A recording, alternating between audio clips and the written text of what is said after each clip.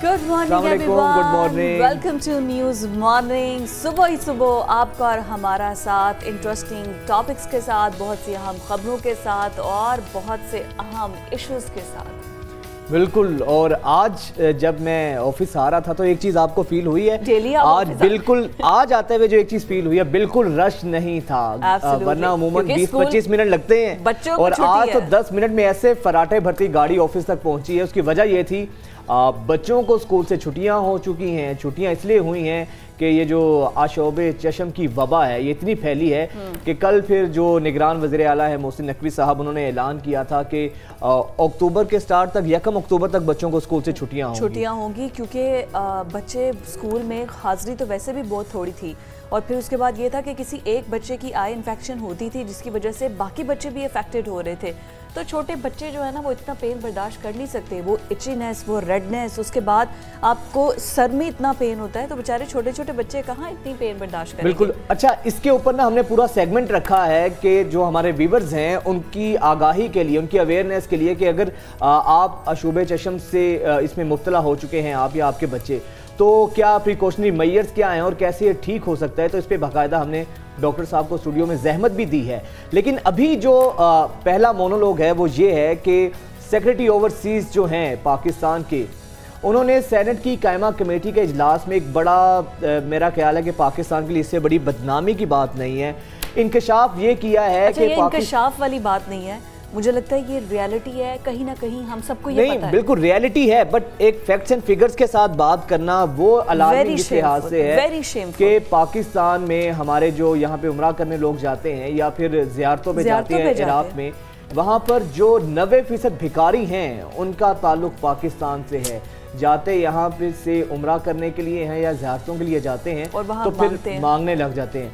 हुकूमतों की सतह पर भी हम लोग भिखारी हैं, IMF के आगे भीख मांगते हैं तो निचली सतह पर भी, लेकिन बाहर मांगने का फिजा सबसे बड़ा नुकसान ये है कि वो लोग पाकिस्तान की बदनामी का बाइस है। हालांकि इंडिविजुअल एक्ट है लेकिन बदनामी पाकिस्तान की है। और गदागरी आपको पता है कि बाहर सऊदी अरब में, इराक में, बाकी तमाम ममालिक में गदागरी जो है वो बैन है और उसको जुर्म करार दिया गया है। कोई आप वहाँ जाकर मांग नहीं सकते, लेकिन जो जेलों के अंदर जो कैदी मौजूद हैं, जब डेटा लिया गया, इवन इराक के अंदर जो इवन जेब कतरे आपको पता है जो पॉकेट पिकर्स हैं, उनके भी जो ज़्यादा डेटा है उसमें यही सामने आया है कि ज़्यादातर का ताल्लुक पाकिस्तान से है। अब पाकिस्तान की मुआशी हालात ऐसे अब जाकर हुए हैं, लेकिन ये डेटा तो बहुत पहले से है ना। पेशावर भिखारी हैं। कितनी अफसोस की बात है कि हरम शरीफ के अंदर इतनी मुकद्दस जगह है। अब नून लीग के इस इजलास में जो सेनेटर राना महमूदुल हसन हैं, उन्होंने इजलास में कहा है कि जापान ने हमसे 3,40,000 स्किल्ड लोग मांगे हैं, हुनरमंद अफराद मांगे हैं, लेकिन हम लोग सिर्फ 200 के करीब अफराद उनको दे सके हैं। इंडिया से हमारे यहाँ उन्होंने इंडिया से मांगे, चाइना से मांगे हैं और पाकिस्तान से मांगे हैं। लेकिन आप ये देखें कि हमारे पास कुल मिला के कहाँ लाखों में डिमांड की है जापान ने, और हमारे पास कुल मिला के 200 लोग निकले हैं जो कि स्किल्ड हैं, जो उन्हें मतलूब हैं, ताकि लोग अपना जो मुआशी हालात हैं उसको बेहतर कर सके। हमारे पास स्किल्ड कोई नहीं, हमारे पास एजुकेशन कोई नहीं, हमारा फोकस्ड किस पे है? हमने झूठ बोल के किसके साथ दिहाड़ी मारनी है, किसके साथ झूठ मार के हमने उसके पैसे निकालने हैं, किसके साथ फ्रॉड करना है। बैंकिंग फ्रॉड्स बहुत ज़्यादा कॉमन है, मतलब हमने सीधा काम तो करना ही नहीं है ना। 2 नंबर तरीकों पे हमारा दिमाग ज़्यादा चलता है। अब ये ना भिखारी, एक जो पेशावर भिखारी होते हैं, इनको भीख मांगने में शायद ज़्यादा लज्जत मिलती है। इंटेग्रिटी के साथ, डिग्निटी के साथ मेहनत करते हुए हमारी जान जाती है। जो पिछले दिनों भी हमने रिपोर्ट पेश की थी कि सबसे सुस्त और काहिल लोग पाकिस्तानी हैं बाहर के ममालिक में, अमेरिकन रिपोर्ट सामने आई थी। यही जो हमारे लोग भिखारी हैं जो अपने इस अमल की वजह से पाकिस्तान की बदनामी का बाइस बनते हैं। अगर गवर्नमेंट लेवल पे कोई स्किल्ड ऐसे इंस्टीट्यूट्स हों, वैसे तो हमारा जो एजुकेशन सिस्टम है, हमारा ये जो एकेडेमिया है, इसका सबसे बड़ा लूप होल ये है कि हमने रट्टे लगवा कर डिग्रीज देकर बच्चे तो तैयार कर दिए हैं, लेकिन वो स्किल्ड नहीं है, उनके हाथ में कोई हुनर नहीं है, जिसके बाइस अनएम्प्लॉयमेंट बढ़ी है। उसके बढ़ने से ये हुआ है कि ये जो भिखारी, जो पढ़े लिखे भिखारी जिनको हम कहते हैं, उनकी तादाद में भी इजाफा हुआ है। अब सिर्फ जापान ने, इसके अलावा नेपाल ने भी हमसे लोग मांगे। जापान ने हमसे 3,90,000 के करीब स्किल्ड लोग मांगे हैं, लेकिन अलमिया हमें अब तक स्किल्ड लोग नहीं मिले हैं। भिखारियों की तादाद देखें, वो गिनने में नहीं आती। अब ये देखें सर, इन पे आपको वो ब्लैकमेल तो करते हैं, कभी माँ के कहने पे दुआएं दे देंगे, कभी जो नहीं देगा वो बददुआओं के डर से पैसे नहीं, जैसे दे देगा। पाकिस्तान में डर से पैसे निकालते हैं, पाकिस्तान में तो डर से है। और अगर आप उसे कोई 10 का नोट दे दे, अब तो खैर किसी भिखारी को 10 का नोट देने वाला हिसाब ही नहीं है, वो वापस आपके मुंह पे मारता है। अब पाकिस्तान में जैसे टेफ्टा जैसे इदारे हैं, अगर स्किल्ड इंस्टीट्यूट्स हो ना यहाँ पर, जो ऐसे ये जो भिखारी लोग हैं इनको पकड़ के कोई स्किल्ड लेबर इनको दिखाई जाए, इनको कोई हुनरमंद बनाया जाए, तो ये लोग बाइज्जत तरीके से अपना रिस्क हलाल भी कमा सकते हैं। और आपने तो अल्टीमेटली भीख भी पैसों के लिए मांगते हैं ना, तो पैसे भी कमा सकते हैं। तो ये आज का हमारा मुद्दा है, और कितनी अनफॉर्चुनेट बात है, पाकिस्तान की इससे बदनामी दुनिया भर में हो रही है। उम्रे और ज़ियारतों के वीज़े पर जाते हैं और वहाँ पर जाके हाथ फैलाते हैं। पाकिस्तानी कितने ऐसे भिखारी हैं जो इराक और सऊदी अरब की जेलों में मौजूद हैं। तो ये हमारे कहीं ना कहीं एजुकेशन सिस्टम, हमारे गवर्नमेंट सेक्टर, इन सब का बड़ा फेलियर है। अभी आज के प्रोग्राम में हमारी हाइलाइट्स क्या होंगी, किन इश्यूज़ पर मज़ीद बात होगी, सबसे पहले वो जानिए।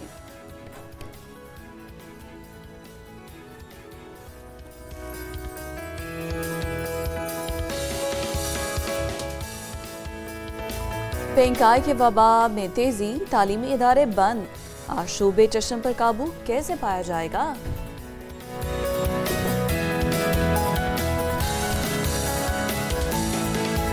रूट में तब्दीली, होटल भी मख्फी, फिर भी पुरतपाक इस्तकबाल। हैदराबाद ने अमित शाह की उम्मीदों पर पानी फेर दिया।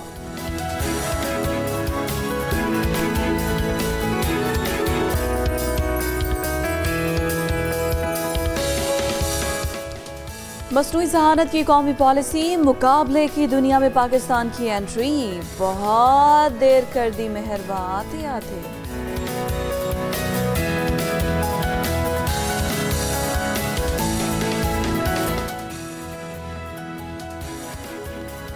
टमाटर ने कर दी आंखें लाल, अदरक से आया ना सवाल, सब्जी मंडी ने शहरियों की जेबें खाली कर दी।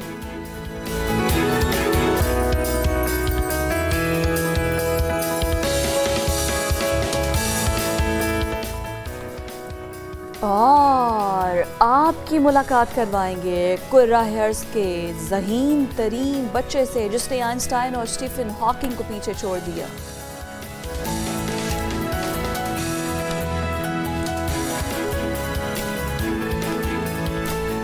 तो ये थी जनाब आज की हमारी हाइलाइट्स, और अब तफसील से बात करते हैं शोबे चश्म की, जिसने पूरे पाकिस्तान को जो है ना परेशानी में मुब्तला कर रखा है। अभी हम स्टूडियो में देखें, अपने ऑफिस में भी हमारे लोग हैं 2-3 जो आंखों पे काला चश्मा लगाकर घूम रहे हैं, तो हर दूसरा शख्स जो है ना इस बीमारी में मुब्तला है।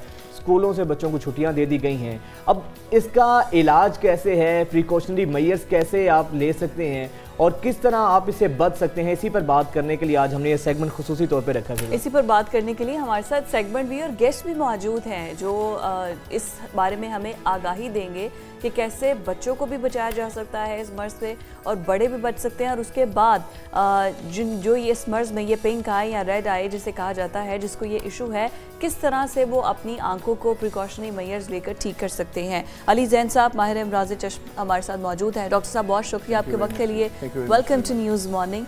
और मुझे ये बताइए कि अभी इतने ज़्यादा केसेस रिपोर्ट हो रहे हैं, तो क्या किया जाए ऐसा, और फिर उसके बाद जो इन्फेक्शन जिनकी आई इन्फेक्टेड हैं, उसके बाद जाली किस्म के इंजेक्शंस मार्केट में आ गए हैं, जिसकी वजह से आंखों की बिनाई कितने लोगों की चली गई है। सबसे पहले तो ये बताइए कि ये कॉज कैसे करता है और किस तरह से इसको बचाया जा सकता है अपनी आंखों को। जब मासेस के अंदर अगर कोई चीज़ इफेक्ट हो रही है तो दैट इज़ एयरबॉर्न। एयरबॉर्न से मुराद ये है कि वो हवा के जरिए, ठीक है। ये जो वायरल इन्फेक्शन है ये एयरबॉर्न इन्फेक्शन है, एडिनो वायरल इन्फेक्शन इसे कहा जाता है। एडिनो वायरस वो एक ख़ास किस्म का वायरस है जो इफेक्ट करता है इन पेशेंट्स को। इशू ये होता है कि वो हर एक को इफेक्ट क्यों नहीं कर रहा, यानी इस तरह तो एवरीबॉडी शुड बी इफेक्टेड, जितने लोग हैं सबके सब पिंक के साथ। इशू ये है कि वो वायरस अभी भी यहाँ पे पड़ा है। अब हमें आया तो एक आपका वार्ड बॉय, एक बॉय था, उसको भी मैंने बताया, मैं कही बच्चे यू आर हैविंग दिस, अब उसको एक्वायर हो गया और बाकी लोगों को क्यों नहीं हुआ।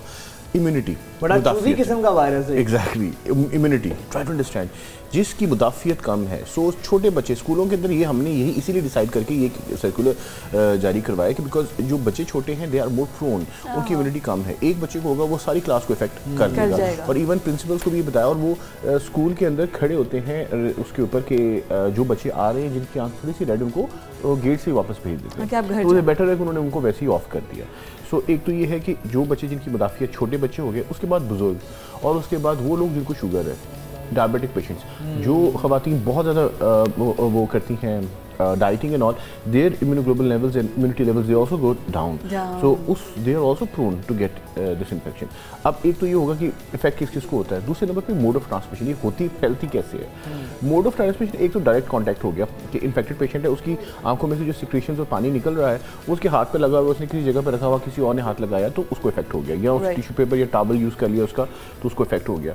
तीसरे नंबर के ऊपर सबसे इंपॉर्टेंट बात ये है कि उस एनवायरनमेंट के अंदर वो लोग कहते हैं आंखों में देखने से वो मैं ये कह रही हूँ, ये जो ये आंखों में देखने से गेज साइटिंग है ना, ये एज सच डायरेक्ट रूट नहीं, बट होता क्या है कि वो अगर उसकी इम्यूनिटी कम है तो वो उस एनवायरनमेंट को कैचअप कर लेते हैं, तो उसलिए बेटर ही होता है। ये कैसे हो सकता है कि आंखों में देखने से, मैं क्या मोहब्बतें ट्रांसफर होती हैं, ये कहाँ पे आंखों में देखने से वायरस ट्रांसफर हो रहा है? ट्रांसमिशन, बट होता ये वो देखिए वो एयर कहते हैं कि देखने से हो गया, वो होता ऐसा है कि वो एयर बॉर्न, हवा ऐसे, उसकी इम्यूनिटी कम है तो उस वो एयर बॉर्न के अंदर उसको देखा और उसको वो हो गया। ठीक है, इशू ये होता है कि आप जिस पेशेंट को अगर हो जाए उसको आइसोलेट करना है, उसकी आइज को उसको मेक श्योर करना है कि वो अलग जगह पे बैठे, जिस तरह सन ग्लासेस या ब्लैक ग्लासेस, उससे क्या होता है वो सारा उसने कन्फाइंड कर लिया अपना, उसकी जो इन्वायरमेंट है उसको किसी हद तक उसने कंट्रोल कर लिया कि वहाँ से उसकी सिक्रेशन और वहाँ से उसकी जो है वो आउट ट्रांसमिट ना हो।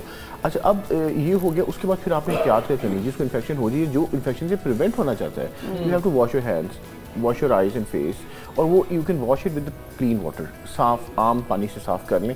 उसके लिए ज़रूरी नहीं है कि, बट आपने उसको फ्रीक्वेंटली साफ़ करना है। जैसे नमाज़ पढ़ते हैं मस्जिद में, नमाज वज़ू वगैरह करते हैं, you have to wash your face, तो that is fair enough, that is good enough, that वो आपको हेल्प आउट कर देगा।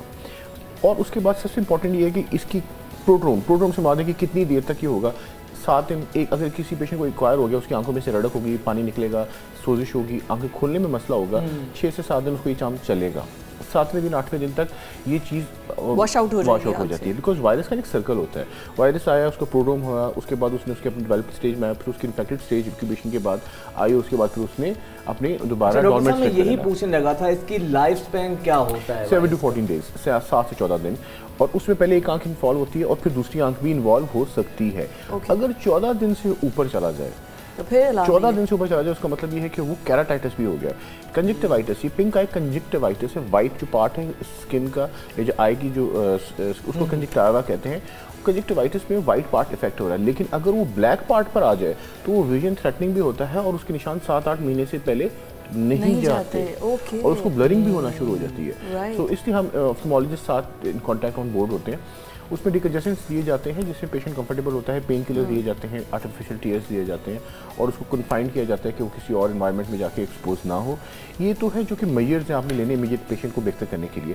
उससे ज़्यादा ज़रूरी है कि उसको बचाया जाए बाकी लोगों से। राइट, ठीक है, बाकी लोग इन्फेक्टेड ना हो। ठीक है, तो this is something which is. लेकिन सर हम तो ये देखते हैं कि बस हम लोग ग्लासेस लगा लेते हैं और ऑफिस वगैरह में भी आ रहे हैं, लोगों में घुल मिल भी रहे हैं, तो इसका मतलब ये नहीं होना चाहिए। Not good. यहाँ पे कोई बच्चा है, वो बैठा हुआ एक सामने, सुन लो। खलील, अब आपने ऑफिस नहीं आना, छुट्टियां मिल गई, मुझे को मैं पहले you have to go out. अच्छा, वैसे ये बिल्कुल ठीक है कि अगर ग्लासेस लगाकर हम उसको सिक्योर करें भी, लेकिन आप ये देखिए कि मेडिकेशन हमें पता नहीं है, हम सिर्फ एक अर्के गुलाब कह कर इतना आंखों में डालते हैं। देखिए मेरी बात सुनिए, नॉर्मली जिस पेशेंट को वायरल इन्फेक्शन हुई उसकी मुदाफियत कम है, उसके बाद उसको सुपर इम्पोज बैक्टीरियल इन्फेक्शन हो जाती है। सुपर इम्पोज से मुराद है कि वायरस के साथ को इन्फेक्ट हो जाता है बैक्टीरिया, और वो बैक्टीरिया से इफेक्ट होता है बिकॉज उसकी मुदाफियत कम है। अब अगर तो उसको बैक्टीरियल कंजक्टिवाइटिस ज़्यादा प्रोन है और वो अब ड्रॉप्स डालते हैं तो अगले दिन भी ठीक हो सकता है। ओके, वो अगले दिन भी ठीक हो सकता है। ज़रूरी नहीं 7 से 14 दिन जाओ दूसरी आंख में इन्फेक्ट हो। तो अगर बैक्टीरियल कंजक्टिवाइटिस साथ है तो एट टाइम्स क्या होता है कि वो प्रोड्रोम में वो आपको पिक्चर पता नहीं चल रही होती, वो बैक्टीरियल इन्फेक्शन होती है, यू स्टार्ट विद एंटीबायोटिक्स और पेशेंट ठीक हो जाता है अगले दिन। ठीक है, सो आपने एंटीबायोटिक लाजमी यूज़ करनी है। पेशेंट्स को आपने ये मेक श्योर करना है कि उसको डिकंजेशंस दिए जाएँ और साथ 0.1% डेक्सा कुछ पेशेंट्स को, ताकि कंजेशन थोड़ी सी कम हो जाए तो वो साथ दिए जाता है। ठीक है, और ये सारी चीज़ें इसके साथ रोज़ वाटर आपको आंखों में डालना चाहिए। Rose water I would not suggest because it's off, I mean we don't know what a rose water is, उसमें क्या है हमें नहीं, इट्स अ केमिकल ऑब्वियसली, हमें नहीं पता इसमें क्या है, रोज़ वाटर क्या है। एग्जैक्टली, यानी कि सिंपल आप पानी से अपनी आंखें वॉश कर सकते हैं, दैट इज मोर सेफ। ठीक है, और साथ एंटीबायोटिक्स डालें और साथ थोड़ी सी पेन किलर और डिकंजेशन। अच्छा सर, आपने इम्यून सिस्टम की बात की है तो इसमें फिर कहीं ना कहीं डाइट भी ऐड हो जाती है? डेफिनेटली, और जो पेशेंट जो आते हैं उनको we have to advise them to take high protein intake और अपनी उसको बेहतर करें। और हीट दूसरी इंपॉर्टेंट बात है, धूप में ये वायरस रीएक्टिवेट होता है, वायरस को ज़्यादा मल्टीप्लिकेशन का चांस मिलता है। So heat is something which we have to avoid. मतलब सन एक्सपोजर ना हो, अगर खवातीन है घरों के अंदर तो चूल्हे के पास ना जाएं। और वो जो पेशेंट जिनकी आंखें थोड़ी सी कमजोर और सेंसिटिव होती हैं, दे आर मोर प्रोन, उनको जल्दी हो जाता है। थोड़ी देर अगर वो क्वारंटाइन हो भी जाए तो खैर है। हाँ, मतलब वो बेचारा वैसे क्वारंटाइन हो जाएगा जब उसकी आंखों में इतनी कंजेशन होगी और उसकी पेन होगी तो। अच्छा, ये जो आपने बात की ना, हमारे व्यूवर्स के लिए भी बहुत अहम है कि हम लोग ग्लासेस लगा के समझते हैं हमारा काम पूरा है, हम अपने रूटीन से अपने सर्कल्स लाइफ के उसमें चलाते रहते हैं, बाहर भी फिरते हैं, तो ये ज़रूरी एहतियात है कि अगर आप कोई है, आप 2-4 दिन छुट्टियां लेके घर बैठ जाएं, इससे बाकी लोग भी इफेक्ट हो सकते हैं। डॉक्टर साहब, अब ये बताएं कि अब ये हुआ है, अब घर में जॉइंट फैमिली होती है, जॉइंट फैमिली सिस्टम में आपको पता है कि वॉशरूम्स भी से यानी कि कॉमन ही होते हैं, तो टॉवल्स भी अमूमन एक से ज़्यादा लोग यूज़ कर रहे होते हैं, साबुन भी यूज़ कर रहे होते हैं, तो इससे भी हमें ख्याल करना चाहिए कि एहतियातन अपने टॉवल्स या सोप्स हैं वो अलग अलग कर लें। उसको ये बता दें उस बच्चे को, या अगर उसको जो आप, क्योंकि वो अगर उस रूम में है तो उस रूम का बाथरूम और वो सारा उसको इस तरह कर दें थोड़ी देर के लिए, 2-4 दिनों की बात होती है, फिर पेशेंट ठीक हो जाते हैं।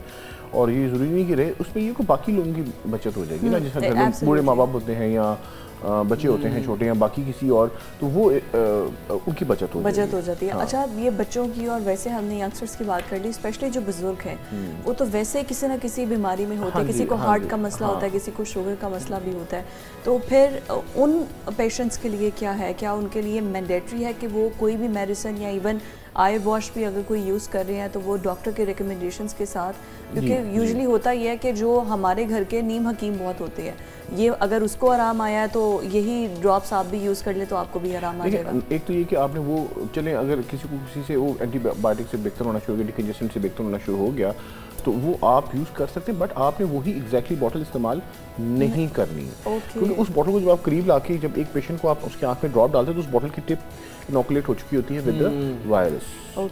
सो आप जब वो उसको, तो चले आप जो डाल रहे हैं उसको डाल रहे हैं, वो उठा के आम आदमी करके जो मैं मुझे ना हो जाए मैं डालूं तो उसको हो जाएगा लाजमी। ओके, बिकॉज उसकी टिप पे वायरस पड़ा हुआ है और सीधा आंख के अंदर जाएगा। Okay okay okay okay, so this is very important. आप यही असल चीज़ है जिस पे एहतियात करने की ज़रूरत है। छोटी छोटी हमारी ये लापरवाहियाँ होती हैं और जिसके बायस, और फिर हम कहते हैं हमने तो आई ड्रॉप भी डाला, उसके बावजूद भी हमें हो पहले डाल दिया वही वाला पहले डाल दिया और वहाँ से ट्रांसफर हो गया।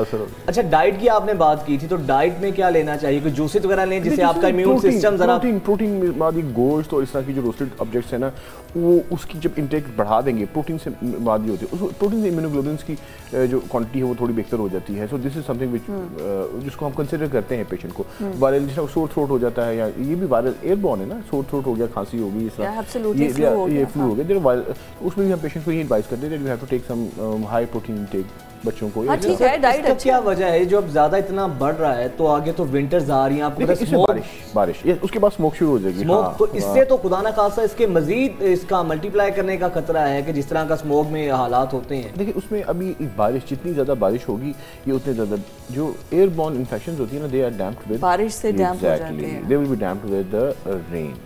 तो वी इंशाअल्लाह होपफुल जितनी ज़्यादा बारिश होगी उतनी ज़्यादा ही जल्दी वॉश तो फिर तो हमें दूसरा खतरा ये भी है ना, को भी साथ में रखना चाहिए कि बताएं बारिश साथ रखना। फिर दूसरा खतरा ये भी है कि सर्दियों में आपको पता है स्मोक कितनी ज़्यादा हो जाती है। स्मोक के लिए अगर सपोज वायरस डैम्प नहीं होता तो वही सस्पेंडेड जो वो फिर वो सस्पेंडेड फॉर्म में आ जाएगा, क्रिस्टलाइज हो जाएगा। वायरस जो है ना वो फिर फॉर्म चेंज करता रहेगा, टेम्परेचर कम होगा तो दे चेंज द फॉर्म्स, तो वो उसमें फिर वो थोड़ा सा ज़्यादा और ख़तरनाक कंडीशन बन सकती है। My God. और अच्छा, स्मोक के लिए वैसे भी हमारे जो अक्सर आपको पता है कि most of the time bike पे सफ़र करते हैं। ये बता रहा हूँ कि यू हैव टू कीप वो जो हवा है उसको आंखों से डायरेक्ट होने से बचाना है with wearing some glasses, protecting glasses, that's it, they'll do it। या हेलमेट सबसे बेस्ट है कि आप हेलमेट पहने तो फिर उसके बाद ऐसा होता नहीं है। अच्छा, अभी जो हमारे व्यूअर्स हमें घर में देख रहे हैं वो तमाम लोग जिनको अभी इस किस्म का कोई भी इन्फेक्शन नहीं हुआ है, वो खुद से क्या, एक तो यह कि डिस्टेंस रखें ऐसे लोगों से कि अगर है तो डिस्टेंस इन अ सेंस कि उनकी चीज़ें यूज़ ना रीयूज़ ना करें। That's a very good question. मेरे पास बहुत सारे पेशेंट्स आते हैं, they are all fine but they are so fear and कि हमें ना हो जाए, वो अफ्रेड कि डॉक्टर साहब ये हो ना जाए। और कि डॉक्टर साहब हमें रड़क पड़ रही है, I see and check them, they are all fine. मैं कहता हूं यहाँ आए हो, this is not a good environment कि जिसमें मुझे आप यहाँ पे मैंने इतने मरीज देखे जो उनके साथ आ रहे हैं, तो that is not a very good environment to come. वो तमाम घर रहें, ठीक है, और उसके बाद ड्रॉप्स भी ना डालें, सिर्फ अपनी डाइट को थोड़ा बेहतर कर लें, इस तरह कि उनको जिस तरह मैंने बताया प्रोटीन रिच डाइट उसको टेकअप कर लें ताकि वो उस चीज़ से बचे रहें।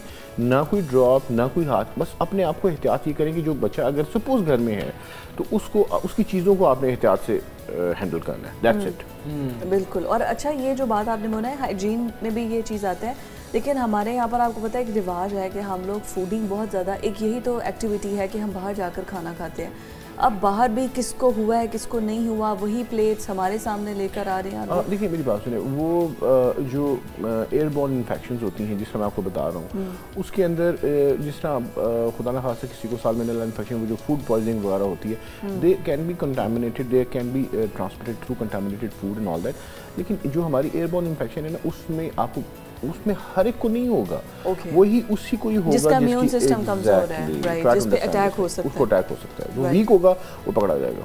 बिल्कुल ठीक है। और ये ज़रूरी यही है कि सबसे पहले आपने अपना जो सिस्टम है ना, इम्यून सिस्टम है, वो स्ट्रॉन्ग करना है, डाइट बेहतर है। डॉक्टर साहब बिल्कुल लास्टली मैं चाहूँगी कि जो छोटे बच्चे आपको देख रहे हैं जिनकी आईज में बहुत दर्द होता है और वो पहले स्कूल जाने से बहाना बनाते थे, अब तक छुट्टियां हो गई। सबसे इरिटेटिंग चीज़ होती है आंखों में ना इचिंग बहुत ज़्यादा होती है, तो फिर आपका आंखों को मसलने का बहुत दिल करता है, उसको क्रश करते हैं। बस यही नहीं करना बस यही नहीं करना।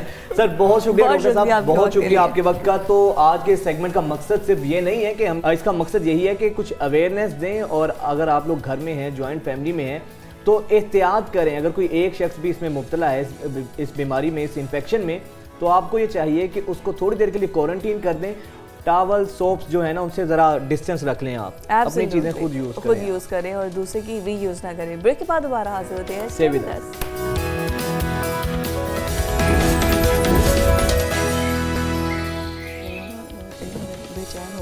एक दफ़ा फिर से आपको खुशामदीद कहेंगे। और viewers, Pakistani team finally visa issues होने के बाद भारत पहुंच चुकी है। अच्छा, सबसे ज़्यादा जो कल मज़े के विजुअल्स थे वो ये थे जब हमारी टीम एयरपोर्ट पे पहुंची है, तो बाबर आजम क्योंकि पहली दफ़ा भारत का उनका विजिट है, जितना पुरतपाक बाबर आजम का वहाँ के फैंस ने इस्तकबाल, अब ये ज़रा फुटेज देखें, भारतीयों की एक दिल धरने की जगह नहीं है एयरपोर्ट पर, और जिस तरह वार्म वेलकम किया गया है इंडियंस फैंस की जानिब से बाबर आजम का और पाकिस्तानी टीम का। अब लग ऐसे रहा था जैसे कोई जलसा है और वहाँ पे बाबर आजम ने खिताब करना है, और इतना ज़बरदस्त उनका वार्म वेलकम किया गया है। तो ये एक अच्छी चीज़ है कि अगर आपकी मुखालिफ टीम भी है, उसके बावजूद जिस तरीके से पाकिस्तानी टीम का मुस्लिम्स रहते हैं ना, मुस्लिम्स रहते हैं, लेकिन हैं तो इंडियन फैंस ना वो, लेकिन जो फैंस होते हैं वो तो उनका तो एक मुल्क से होना जरूरी भी नहीं है, बट ये मनाजिर बहुत मजे के। अच्छा, सिक्योरिटी गार्ड्स थे, ऑलमोस्ट 20 के करीब सिक्योरिटी गार्ड्स के हिसाब में जो है हमारी टीम को बाहर लाया गया। फिर उसके बाद जो लोग मौजूद थे वहाँ पर देखने के लिए, तो वो ये होता है कि आप फैंस होते हैं जो अच्छे वर्ल्ड क्लास क्रिकेटर्स होते हैं, वो फर्क नहीं पड़ता वो ऑस्ट्रेलिया से हो, इंग्लैंड से हो, पाकिस्तान से हो, इंडिया से हो, उनकी ग्लोबली फैन फॉलोइंग होती है, तो वो एक मुल्क की हद तक नहीं होते, तो वो बड़ा अच्छा लगा वैसे ये देख के। ना कुछ सरहद होती है, ना ही फैंस का कोई मजहब होता है, बट अमित शाह ने पूरी कोशिश की कि इस टीम को जितना इस टूर को खुफिया रखा जाए, सीक्रेट रखा जाए, और बिल्कुल रूट भी डिस्कस नहीं किया गया था, लेकिन उसके बावजूद जिस तरीके से बड़ी तादाद में फैंस ने आकर इतना वार्म वेलकम किया है पाकिस्तान को, पाकिस्तानी टीम भी बड़ा, मैं कहती हूँ एक तरफ से एक पॉजिटिव एनर्जी आ गई होगी। अब ये देखिए किस तरह से उनका इस्तकबाल किया जा रहा है, एयर होस्टेस आगे उनको पहना रही हैं, ये पता नहीं अब ये क्या इनको अपने इंडियन उनका रिवायती वो एक हाँ, जो चादर सी जिसको कह सकते हैं कि वो एक मफलर टाइप का है, उनको पहनाया जा रहा है और बड़ा ज़बरदस्त उनका घंटियां बजा कर किस तरीके से उनका वार्म वेलकम किया जा रहा है। अच्छा, ये सब चीज़ें तो ठीक हैं, यही होना चाहिए है। घंटियां बजा के वेकअप कॉल उन्होंने दी है कि वेक अप कॉल दी है, वेक अप। अब ये सब चीज़ें तो अपनी जगह ठीक है, लेकिन असल सवाल फिर यही है, क्या हमारी टीम पाकिस्तान की उम्मीदों पर पूरा उतरेगी? हमारी उम्मीदें, हमारी दुआएं तो हमेशा पाकिस्तान जी कल जी पहला मैच है जी हमारा, कल पहला मैच होने जा रहा है, न्यूजीलैंड के साथ मैच होगा। इसी पर हम बात करेंगे। हमारे साथ पीजे मीर साहब मौजूद हैं। PJ sir, good morning, welcome to news morning. अभी ये बताइए कि हम कल के लिए क्या उम्मीदें रखें? हमारी टीम का तो बड़ा शानदार इस्तकबाल हुआ है। मैं कहती हूँ वार्म अप मैच हमारा जो होने जा रहा है, वार्म अप मैचेस हम हार जाएं, उसमें हम एक्सपेरिमेंट्स कर लें, उसमें हम पिच को, एनवायरनमेंट को अंडरस्टैंड कर लें, लेकिन आगे जब फाइनल मैच हमारा स्टार्ट होगा ना 6 सितंबर को, उस अक्टूबर को, फिर हम अच्छी वर्ल्ड क्लास अच्छी से एक परफॉर्मेंस दें अपने पहले मैच में। बिल्कुल सही कहा फिजा। अब ये हमने जब कहा कि भाई बड़ा अच्छा इस्तकबाल है, याद हो आपको कि हैदराबाद में सबसे ज़्यादा काफ़ी मुसलमान रहते हैं, ये एक मुस्लिम स्टेट था, निज़ाम ऑफ हैदराबाद इसके निज़ाम थे, तो जो रिसेप्शन इनको मिला दैट वाज एक्सपेक्टेड। लेकिन ये नहीं है कि कौन मुसलमान है कौन हिंदू है। इसी तरीके से जब विराट कोहली जब आए पाकिस्तान में, उनका भी ऐसा ही इस्तकबाल किया जाएगा, क्योंकि वहाँ टैलेंट को ज़्यादा, जो एक आम आदमी टैलेंट को ज्यादा अप्रिशिएट करता है। Absolutely. So very well done by India and of course the people. अब आपने कहा कल का मैच एक प्रैक्टिस मैच है। प्रैक्टिस मैच में थोड़ी सी इसमें जो क्रिकेटिंग टर्म है उसको कहते हैं लिम्बरिंग ऑन। अब ये लड़के गए हैं जाके, आपने बड़ा अच्छा उसको, मुझे लगता है आप क्रिकेट खेलती रही हैं, कि ये होंगे जाके एक्लामेटाइज होंगे, विकेट्स को देखेंगे कि अगला मैच यहाँ का होगा नहीं होगा। ये तो प्रैक्टिस मैच है, तो ये दूसरी साइड को गेज भी करेंगे। इनके साथ जो एनालिस्ट गए हैं वो देखेंगे कि हमारे बॉलर्स कैसे बॉल कर रहे हैं, उनके बैट्समैन कैसे खेल रहे हैं। So weak and strong points को भी ये रिफ्रेश करेंगे, बैटिंग को भी देखेंगे, और इसी तरीके से वाइस वर्सा वो न्यूजीलैंडर्स भी यही करेंगे। सो ये एक आप कह लो कि ओपनिंग टीजर होता है, जिसके अंदर एक दूसरे को वो फुल आउट, आई होप कोई नहीं चाहता, बिकॉज इसमें इंजरी का काफी खतरा होता है, और पहला मैच है, अभी उतरेंगे। एंड ऑफ कोर्स ग्रेजुअली, जब आपने कहा 6 को जब ये मैच होगा, फिर आई थिंक फिर हम इनकी सही। लेकिन पीछे सर, जिस तरीके से डिले हुआ है, कल लेट नाइट हमारी टीम वहां पर पहुंची है और फिर कल मैच होगा, तो कहीं ना कहीं आप समझते हैं कि टाइम फ्रेम में थोड़ा सा जरा थक नहीं जाएंगे हम? अगर पहले पहुंच जाते, आपको पिचेस रीड करने का मौका मिलता है। फिर ये भी खबरें हैं कि भारत ने तो बहुत डेड पिचेस बनाई हैं, और इसके लिए क्योंकि हमारा तो ज़्यादा रिलाय हमारी बॉलिंग पर है, तो कहीं ना कहीं चैलेंजेस तो ऑलरेडी हैं। किस तरीके से हम इन सारे चैलेंजेस को मीट करेंगे, फेस करेंगे? ये मुझे कहना नहीं चाहिए, लेकिन एक हकीकत है कि हिंदुस्तान पूरी कोशिश वो करता है कि हमें किसी ना किसी स्ट्रेस फैक्टर के अंदर डाले। आपने देखा अहमदाबाद में इन्होंने मैचेस रख दिए हैं, गुजरात में रख दिए हैं, एंड ऑल दैट। तो ये क्यों रखते हैं? इसलिए कि पाकिस्तान के लड़के जब खेलें वहाँ, तो उनको एक एक्स्ट्रा ऑर्डिनरी टेंशन मिले। बिल्कुल हम मानते हैं कि उनका क्राउड है, उनका क्राउड बिल्कुल हर जगह होगा, होम क्राउड है, लेकिन ये जो करना और कीपिंग इन व्यू कि भाई हमारी टेंशंस हैं, ये उसको एक्सप्लॉइट करते हैं। एंड ये अमित शाह पता नहीं किस बेवकूफ ने इसको बना दिया इंचार्ज, बट बहरहाल बेवकूफ होते हैं कई, जिनको बनाना पड़ता है, लेकिन इन्होंने को अच्छा नहीं पकड़ा। बेवकूफ होगा तब वो उनके ऑर्डर्स पर चलेगा ना सर। जी बिल्कुल सही है, ये उनके ऑर्डर्स पे चलेगा, लेकिन देखो ना, फिर ये कहते हैं कि क्रिकेट को सियासत के अंदर मत रंगो, तो यही रंगते हैं। ने तो कुछ किया नहीं, हमारे तो दरवाजे खोले हैं। हमारे चेयरमैन गए थे ज़का अशरफ, उन्होंने इसको सेक्रेटरी को भी बुलाया, जय को और दूसरे को भी, भाई आओ प्लीज कम एंड वॉच। हालांकि रॉजर भी नहीं आया, और राजीव शुक्ला, राजीव पहले भी आए हुए पाकिस्तान में 2004 में एक फ्रेंडशिप टूर के साथ। तो Rajiv understands cricket, understands people है, यहाँ उनका इंटरेक्शन भी रहता है। आई विश कि उनके बोर्ड के ऑफिशियल्स आते, पता नहीं क्या है ये, मे बी उसका रिश्तेदार है अमित शाह का, ये जो जय है, क्योंकि वो एक इंडिया के अंदर एक बड़ा इजी है ना टारगेट, सॉफ्ट टारगेट क्या है, इलेक्शंस हो जाए, कैंपेन्स करनी है, कुछ करना है, एंटी पाकिस्तान आप बयानियाँ दें और उसके बाद आप वोट हासिल करें। खैर एनीवेज, अब let's not get into the politics. अभी हम अपने प्लेयर्स को देखें, मुझे ये समझ नहीं आती एकदम से जब आप डिफरेंट कंट्री में जाते हैं, एक इन्वायरमेंट में सम अप होना, उसको एब्जॉर्ब करना, एग्जैक्टली उसमें बड़ा टाइम लगता है। एंड प्लस आपके अंदर इनर बड़ा होता है ये मसला, पर आपके स्टमक को एडजस्ट होने में सबसे पहले मसला स्टमक का आता है कि किस तरह से एडजस्ट करें। आई थिंक ये हमें कहीं ना कहीं डैमेज करेगा। आई होप सो कि ऐसा ना हो, लेकिन हम एक दिन पहले जा रहे हैं, फ़ौरन जाते ही हम अपना चाहे जेट लैग आपको ना भी हो क्योंकि इतना कोई ट्रैवल था भी नहीं, बट स्टिल इन्वायरमेंट, वहाँ पे लोगों से इंट्रैक्शन, फिर आप में अपना वो फील्ड देखना, सब कुछ बड़ा डिफरेंट सा एक चीज़ होगी। बिल्कुल सही कहा, क्योंकि देखो ना, एक दिन पहले आपका जहाज का सफर, आप कराची से इस्लामाबाद जाएं तो you feel a little bit tired, आपकी जो टांगें होती हैं वो थोड़ी वॉबली होती हैं। और एक दिन आपने दिया है, शर्म आनी चाहिए लोगों को यार, तुम वर्ल्ड कप खेल रहे हो। वर्ल्ड कप की स्पिरिट क्या है? उसकी स्पिरिट यही है कि सारी टीमें इकट्ठी हो, एक अच्छा एटमॉस्फेयर हो, एक दूसरे से आप मिले, और इसको वो डिफीट करते हैं ये लोग। सो बड़े अफसोस की बात है ये, जिस तरह ये क्रिकेट को इस्तेमाल करते हैं। जिस तरह अभी आपने जिस तरह बात की है, अब देखो हमारे अंदर ये एक नया लड़का गया जो कि थोड़ी देर बाहर रहा है, हसन अली। ये नसीम के है, इस पे मेरी नजर में इस पे थोड़ा सा ज्यादा काम करने की जरूरत है। इस लड़के के ऊपर इसका दोबारा मैं कहूँगा एक कम बैक है इनटू द साइड। सो इसको काफी जो आपके मोटिवेटर्स हैं, कोचेस हैं, so I think they have to reinforce the confidence factor into them। अच्छा पीटर सर, जिस तरह अभी आपने बात की है कि भारत कोई मौका जाने नहीं दे रहा साइकोलॉजिकली हमें डैमेज करने का, तो ऑब्वियसली एशिया कप में भी बदतरीन शिकस्त हमारे सामने है, फिर भारत के अंदर मैच है, नो डाउट भारत पर भी प्रेशर होगा, लेकिन पाकिस्तान पर भी प्रेशर होगा। साइकोलॉजिकली हम देखते हैं कि हम अपनी नफ्स पर उस तरह ओवरकम नहीं कर सकते हैं। एक आउट होता है तो सारे ही खिलाड़ी हमारे प्रेशर में आ जाते हैं और फिर लाइन लग जाती है। तो ये जो प्रेशर है, ये जो नफ्स की गेम है, इस चैलेंज को कैसे हम मीट करेंगे, किस तरीके से हम अपने नफ्स को बहाल रख सकते हैं? वरना तो उसके लास्ट एशिया कप में भी आपने देखा कि हम बिल्कुल अपने नफ्स को लूज कर चुके थे। ये डिपेंड करता है आपके मोटिवेटर का, जो मोटिवेटर साथ जाते हैं। देखें, जो लड़के खेल के आए हैं वो उसी टैलेंट से आए हैं, आप उनका टैलेंट चेंज नहीं कर सकते। इसी वजह से तो आप पाकिस्तान खेल रहे हो।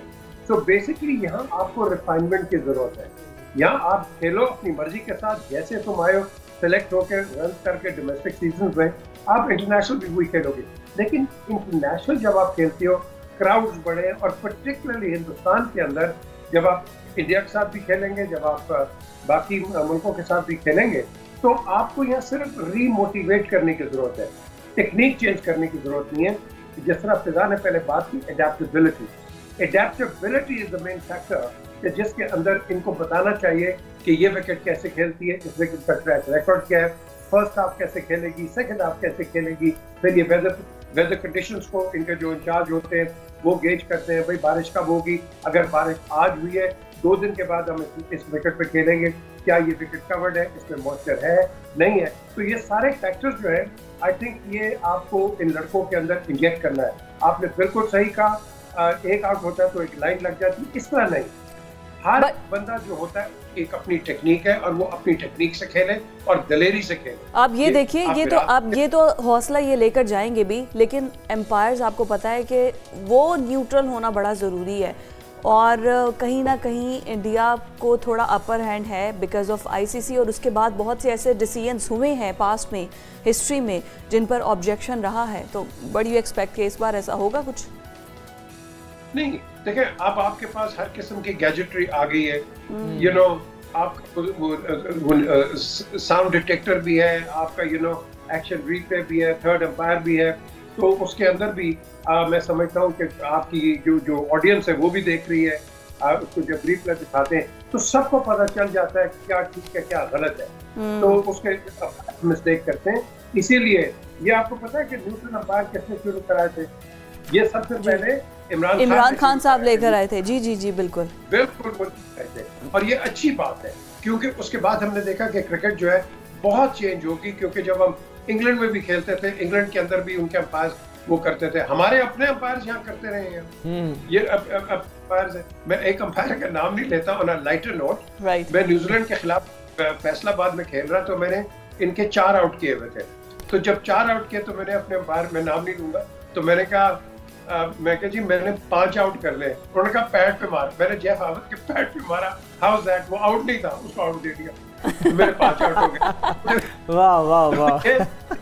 चलती थी। अल्लाह करे इस वर्ल्ड कप में इस तरह के एम्पायर का सामना ना करना पड़े। आपके ये काम करने के बाद इमरान खान ने कहा है कि अब न्यूट्रल एम्पायर आएंगे। आपने देखे न्यूट्रल एम्पायर का उन्हें आइडिया दे दिया।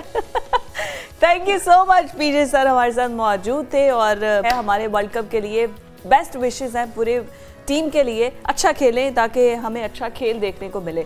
आगे है अल्लाह करे, उम्मीद तो बहुत ज़्यादा है।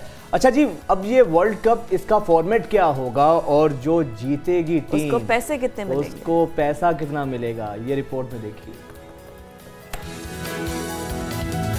ICC cricket world cup Bharat के 10 शहरों में खेला जाएगा, जिसमें अहमदाबाद, बेंगलोर, चेन्नई, नई दिल्ली, धर्मशाला, कोलकाता, लखनऊ, मुंबई, पुणे और हैदराबाद दक्कन शामिल हैं। जबकि इस इवेंट में 10 टीमें पाकिस्तान, भारत, ऑस्ट्रेलिया, जनूबी Africa, England, Bangladesh, Sri Lanka, New Zealand, Netherlands और अफगानिस्तान हिस्सा ले रही हैं। वर्ल्ड कप में शरीक 10 में से 8 टीम्स ने इवेंट में बराह रास्त क्वालिफाई कर लिया था, जबकि श्रीलंका और नीदरलैंड ने वर्ल्ड कप क्वालिफाइंग टूर्नामेंट में फतेह हासिल करने के बाद इवेंट में रसाई हासिल की थी। ये क्रिकेट की तारीख में पहला वर्ल्ड कप होगा जिसमें वेस्ट इंडीज की टीम शामिल नहीं होगी।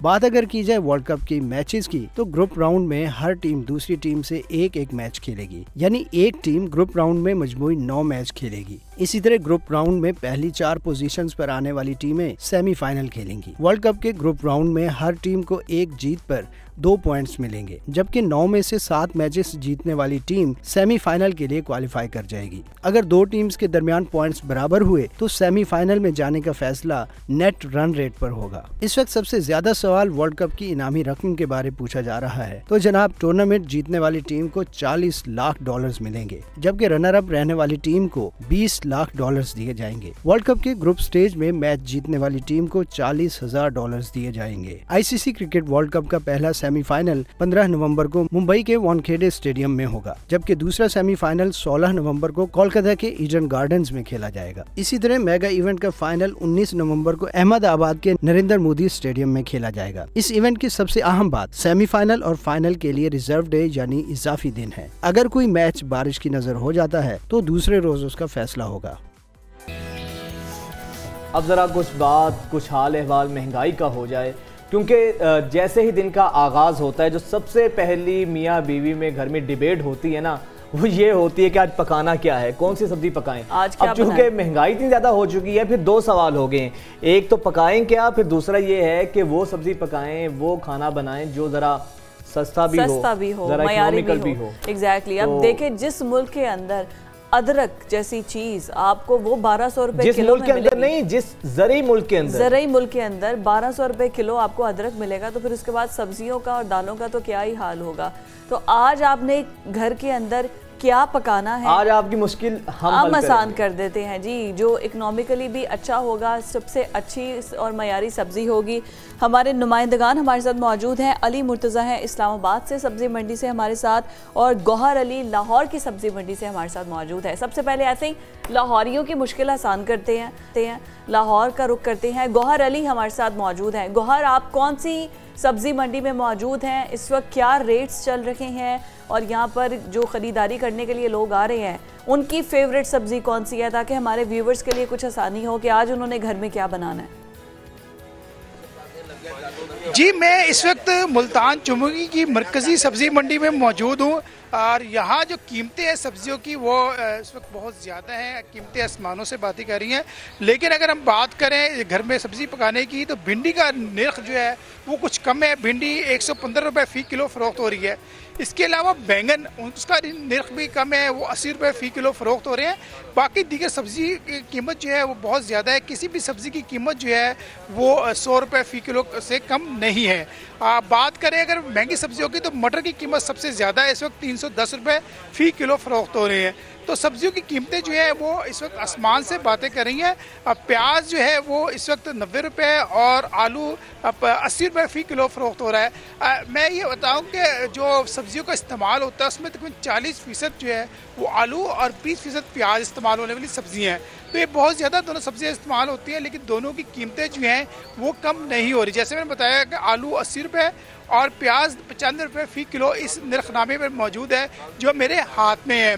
यहाँ जब मेरी यहाँ ख़रीदारों से बात हुई तो उन्होंने कहा कि जो नरखनामा है उस पर अमल दरामद नहीं हो रहा, दुकानदार मनमानी कीमत जो है वसूल कर रहे हैं।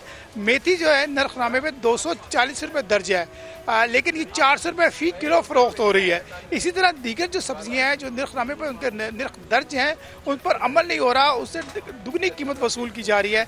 इसी तरह अगर बात करें अदरक की, पहले तो ये मैं बताऊं कि अदरक जो है वो इंपोर्ट किया जा रहा है और बड़ा ये अफसोसनाक मामला है कि पाकिस्तान ज़री मुल्क है और अदरक हम इंपोर्ट कर रहे हैं। जो चाइना का अदरक है वो 1125 रुपये है, इंडोनेशिया का अदरक जो है 940 रुपये और थाईलैंड का अदरक 1125 रुपये फ़ी किलो फ़रोख्त किया जा रहा है। ये मैं मंडी में मौजूद हूँ। यहाँ से जब सब्जियाँ जब बाज़ारों में जाएंगी और घरों से खरीदार, गौहर आपने बिल्कुल सही कहा है। यही अनफॉर्चुनेट बात है कि एक एग्रीकल्चर कंट्री में हमें अदरक जो है बाहर से इंपोर्ट करना पड़ रहा है, और अगर फिजा सब्जी मंडियों के में रेट्स का ये हाल है तो आम मार्केट में क्या होगा। अली, आप इस्लामाबाद में मौजूद हैं, आप बताइएगा कि जिस तरह अभी गौहर ने कहा कि सब्जी मंडियों में रेट्स भी मनमाने चल रहे हैं, और अगर सब्जी मंडियों में ये कीमतें होंगी तो फिर जो बाहर की मार्केट्स हैं वहां पे तो रेट्स इससे भी ज़्यादा होंगे। तो इस्लामाबाद की सब्जी मंडी का अहवाल कुछ बताइएगा, वहां पर भी रेट्स इसी तरह हैं?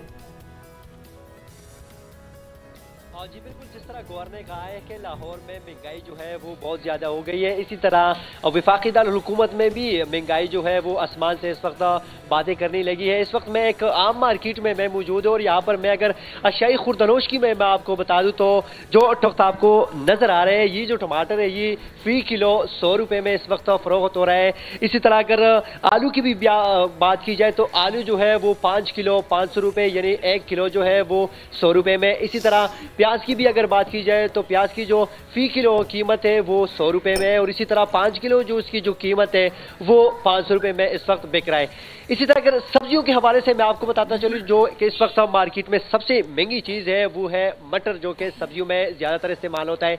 लेकिन अगर मटर की कीमत मैं आपको बता दूँ तो 350 तक इस वक्त मटर की कीमत है।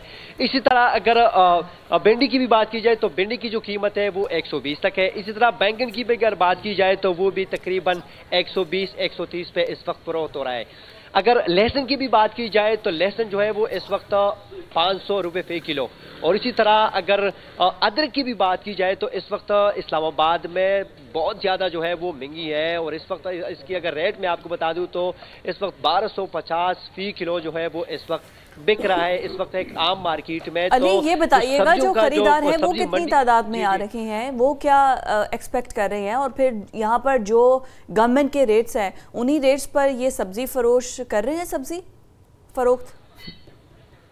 जी बिल्कुल, चूँकि इस वक्त सुबह सुबह है, यहाँ पर लोग जो है वो इस वक्त आ रहे हैं, सब्जियाँ खरीद रहे हैं, कोई एक चीज़ खरीद रहे हैं, कोई दूसरी चीज़ खरीद रहे हैं, लेकिन दूसरी तरफ वो महंगाई का तो शिकवा ज़रूर कर रहे हैं, लेकिन दूसरी जानिब वो ये भी कह रहे हैं कि जो इंतज़ामिया की तरफ से जो रेट्स यहाँ पर लगाए गए हैं उस पर अमल दरामद जो है वो नहीं हो रहा है, और इस वजह से जो दुकानदार हैं वो भी अपनी मनमानियों की तरह जो है वो अपनी तरफ से जो है वो रेट बढ़ाए हुए हैं, और इस वजह से उनको काफ़ी परेशानी जो है वो दिखाई दे रही है। जी अच्छा अली, यहाँ पर कुछ खरीदार भी नजर आ रहे हैं, अगर मुमकिन हो सके तो किसी खरीदार से जरा बात कीजिएगा, उनका क्या कहना है जो सब्जियों की कीमतों में इतनी देर इजाफा हुआ है, उनके क्या रिमार्क्स हैं, जरा अगर मुमकिन है तो बात करवाइएगा किसी से। अच्छा जी, मैं बिल्कुल, इस वक्त मेरे साथ एक शहरी मौजूद है। अच्छा मुझे ये बताइएगा, महंगाई जो है वो बहुत ज़्यादा हो गई है, बैंगन की बात की जाए, मटर की भी अगर बात की जाए, प्याज जो कि फ़ी किलो कीमत है वो 100 रुपये तक पहुँच गया, क्या कहेंगे इस हवाले से? गरीब आदमी अभी खाने पीने वाली एशिया से तो बस महरूम है। अभी ये लेके जा रहे हरी मिर्चें और टमाटर प्याज वगैरह, ये दोपहर को चटनी बना के खाना खाएंगे। गवर्नमेंट से अपील है, खुदाया कोई खौफ करे, 5 बच्चे हैं, 30,000 रुपये महीना कमा रहे हैं, उसमें बच्चों को तालीम दें, खुराक दें, या बिजली के बिल पूरे करें, या गैस के बिल पूरे करें। खुदाया गवर्नमेंट कोई हमारे से आगे बंदा बात तो करे। कोई हम पंजाब से नहीं बोल रहे, मलोडी से बोल रहा हूँ, इस्लामाबाद से। इधर आया हूँ कैफे अरब में शॉपिंग करने। बात करने का ये मकसद है कि अभी 1000 रुपया कमाने वाला बंदा रोज़ का ना वो भूखा मर रहा है, बच्चे उसके मिर्च के साथ खाना खा रहे हैं। ये खुदाया गवर्नमेंट से मैं अपील करता हूँ कि उस गरीब आदमी का सोचे ना, जो बंदा 30,000 रुपये महीना कमा रहा है, तो वो गरीब आदमी बच्चों को खुराक देगा, तालीम देगा, क्या करेगा? गवर्नमेंट बताए ना हमें आके। मैं मिडिल क्लास बंदा हूँ, तो गवर्नमेंट कोई बात सुनो ही नहीं दे रहा, कोई बंदा नहीं सुन रहा। हमें गवर्नमेंट से क्या लेना देना, मियाँ नवाज शरीफ से या इमरान खान से या किसी, हमें तो खुराक चाहिए ना, वो भी हमसे छीन रहे हैं। जी बिल्कुल, इनकी जो दास्तान है वो ये सबकी दास्तान है, और यही सबकी दास्तान है। बिल्कुल ठीक है अली, हम लाहौर के चलते हैं। गौहर अली हमारे साथ वहाँ पर मौजूद हैं। गौहर, लाहौर के अंदर क्या सूरत हाल है इस वक्त? मतलब सभी परेशान हैं, इतनी महंगी सब्जियां हैं, किस तरह से अपनी पूरी फैमिली का पेट पालना है? तो यहाँ पर जो ख़रीदारी के लिए आ रहे हैं वो क्या कह रहे हैं लोग? जी, उनका यही कहना है कि सब्ज़ी की जो कीमत है उनकी पहुंच से बाहर है और यहाँ मन माने निर्ख वसूल किए जा रहे हैं। अगर आप मुझे मौका दें तो मैं ये गुजारिश करूँ ये रोज़ बात तो करते हैं कि सब्ज़ियों की कीमतों में गैर मामूली इजाफा है और आम आदमी की पहुंच से बाहर है। अब बात यह है कि सब्ज़ी की कीमत कम कैसे हो सकती है, इस पर अगर मैं थोड़ी सी बात करना चाहूँ। सब्ज़ी की कीमत कम करने के लिए दो जो बुनियादी काम है हमें करने चाहिए। एक जो है वो शहरी ने करना है और दूसरा हुकूमत ने करना है। शहरी ने ये करना है कि वो किचन गार्डनिंग की तरफ आए। हुकूमत ने इस पर कई मंसूबे शुरू किए हैं। मुझे 20 साल हो गए एग्रीकल्चर कवर करते हुए, और इसके पर जो किचन गार्डनिंग के जो हवाले से जो बीज की फरामी है वो बड़े अच्छे बीज महकमा ज़राअत दे रहा है। अपनी क्यारियों में, घरों में अगर आप सब्जी उगाएं तो वो सब्जी आपको सस्ती और मियारी मिलेगी। नमाज फजर के बाद अपनी क्यारी में जाए, छोटी सी क्यारी बनाए, कुछ ज़्यादा बड़ी नहीं है। अगर आप घर में कोई 10 फुट की क्यारी बनाते हैं तो उस मौसम में सरमा और गर्मा की सब्जियों के लिए काफ़ी है। तो आपको सस्ती और ताज़ा ये मिनरल विटामिन्स का जरिया है और दुनिया में इलाज बिल ग़िज़ा किया जाता है। गौहर, बिल्कुल बहुत ज़बरदस्त आपने बात की है। अली मुर्तज़ा और गौहर अली, आप बहुत शुक्रिया। ये जो गौहर ने भी बात की है ना, किचन गार्डनिंग के कल्चर को हमें प्रमोट करना होगा, क्योंकि महंगाई का अगर हम रोना रोते रहेंगे महंगाई तो कम नहीं होगी। अगर हम किचन गार्डनिंग की तरफ जाते हैं तो हमारी महंगाई में ये जो रोज़मर्रा की सब्जियाँ हैं इनसे कम से कम हमें रिलीफ मिल सकता है। ब्रेक के बाद वापस आते हैं। ब्रेक के बाद आपको खुशामदीद कहते हैं। और अभी जिस इशू पर हम बात करने जा रही हैं बहुत ही अहम है। शुक्र है कहीं किसी जगह पर तो हमारी हुकूमत ने सही होश के नाखून लिए हैं। अच्छा, सिर्फ फिजा अहम नहीं है बल्कि इस वक्त की ज़रूरत है, वक्त की ज़रूरत है। और इस AI ने पूरी दुनिया को 360 पे एक रेवोल्यूशन ले आया है ना ये। और बाद दफा तो ऐसा लगता है कि मुस्तकबिल में हमारी जगह भी जो है ना रोबोट्स बैठे होंगे। एग्जैक्टली, चैट GPT बल्कि बैठ चुके हैं कई जगहों पे, तो बैठ चुके हैं, ऐसा हो चुका है। लेकिन आप ये देखिए कि पूरा रेवोल्यूशन है। एक पहले इंटरनेट और ये सब चीज़ें, इसके बाद आने के बाद कहा जाता था दुनिया एक ग्लोबल विलेज बन गया है। लेकिन अब सब कुछ आर्टिफिशियल इंटेलिजेंस के बाद सब कुछ इतना चेंज हो गया है कि आपके जो प्रॉब्लम्स जो के लिए आपको किसी दूसरे इंसान की ज़रूरत होती थी वो सब कुछ आपको AI के ज़रिए दस्तयाब है। लेकिन अभी हुकूमत की जानिब से भी जो है ना ये मसनूई ज़हानत के ये कुछ तवज्जो पे, शोबे पर तवज्जो देने के लिए कोशिशें की गई हैं।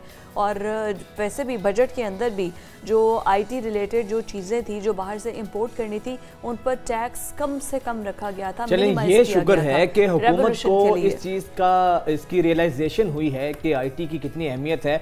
और पूरी दुनिया तो जितने भी बड़े ममालिक हैं उनकी इकोनॉमी का एक बड़ा हिस्सा IT से जनरेट होता है। तो ये अच्छी चीज़ है, अल्लाह करे बहुत जल्द मुल्क में IT रेवोल्यूशन हमें अपने मुल्क में भी देखने को मिले। हमारी गवर्नमेंट्स को इस चीज़ का इदराक होना ही बहुत बड़ी बात है।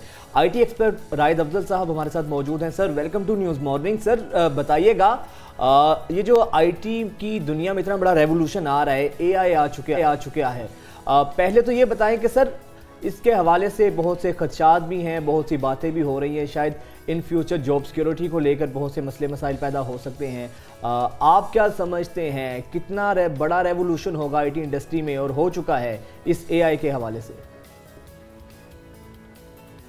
वो बातें बताता हूँ, एक जिस पे पूरी दुनिया मुत्तफिक है और एक बिल गेट्स का कोट है। पूरी दुनिया के माहिरीन का ये ख्याल है कि ये 11,000 साल में आने वाला सबसे बड़ा रेवोल्यूशन है।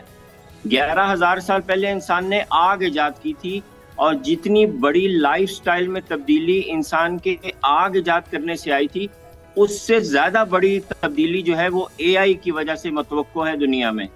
और बिल गेट्स का कहना ये है कि जितना बड़ा रेवोल्यूशन कंप्यूटर और इंटरनेट की तब्दीली आना था, और इन दोनों तब्दीलियों को, इन दोनों इन्वेंशंस को अगर आप इकट्ठा कर लें, कंप्यूटर को और इंटरनेट को, तो एआई उससे 10 गुना बड़ा रेवोल्यूशन है। जी बिल्कुल ठीक है। और अच्छा, इसके पॉजिटिव और नेगेटिव इम्पैक्ट्स तो दोनों होंगे ना। अगर इतना बड़ा रेवोल्यूशन है, हमारे यहाँ पर यंगस्टर्स किस तरह से अपने आप को, जो वक्त की ज़रूरत है, अपने आप को इन्हेंस कर सकते हैं, अपने स्किल्स को किस तरह से ये सारी टेक्निक सीख सकते हैं? देखिए, इसके लिए सिर्फ आप एक वर्ड याद कर लीजिए। जिस तरह आप एआई से पॉजिटिवली बात करते हैं ना, प्रोडक्टिव बात करते हैं, उसको प्रॉम्प्टिंग बोलते हैं। अभी आपके लिए ये वर्ड नया है, लेकिन और एक साल में सबके मुंह पे सिर्फ एक ही वर्ड होगा, प्रॉम्प्टिंग। प्रॉम्प्टिंग बेसिकली वो इंस्ट्रक्शंस हैं जो आप एआई को देते हैं उससे काम लेने के लिए। तो जो लोग प्रॉम्प्टिंग सीख के एआई से काम लेंगे वो हीरो बन जाएंगे, और जो इस पे टाइम जाया करेंगे या इसको सीखेंगे नहीं, वो जीरो रह जाएंगे।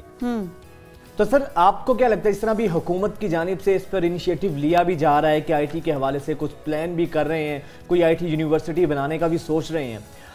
हम कितना पीछे हैं? हमें इस एडेप्टेबिलिटी के हवाले से कितना टाइम लगेगा इसको अडॉप्ट करते हुए, इस आईटी से इंट्रोड्यूस करवाने में खुद को?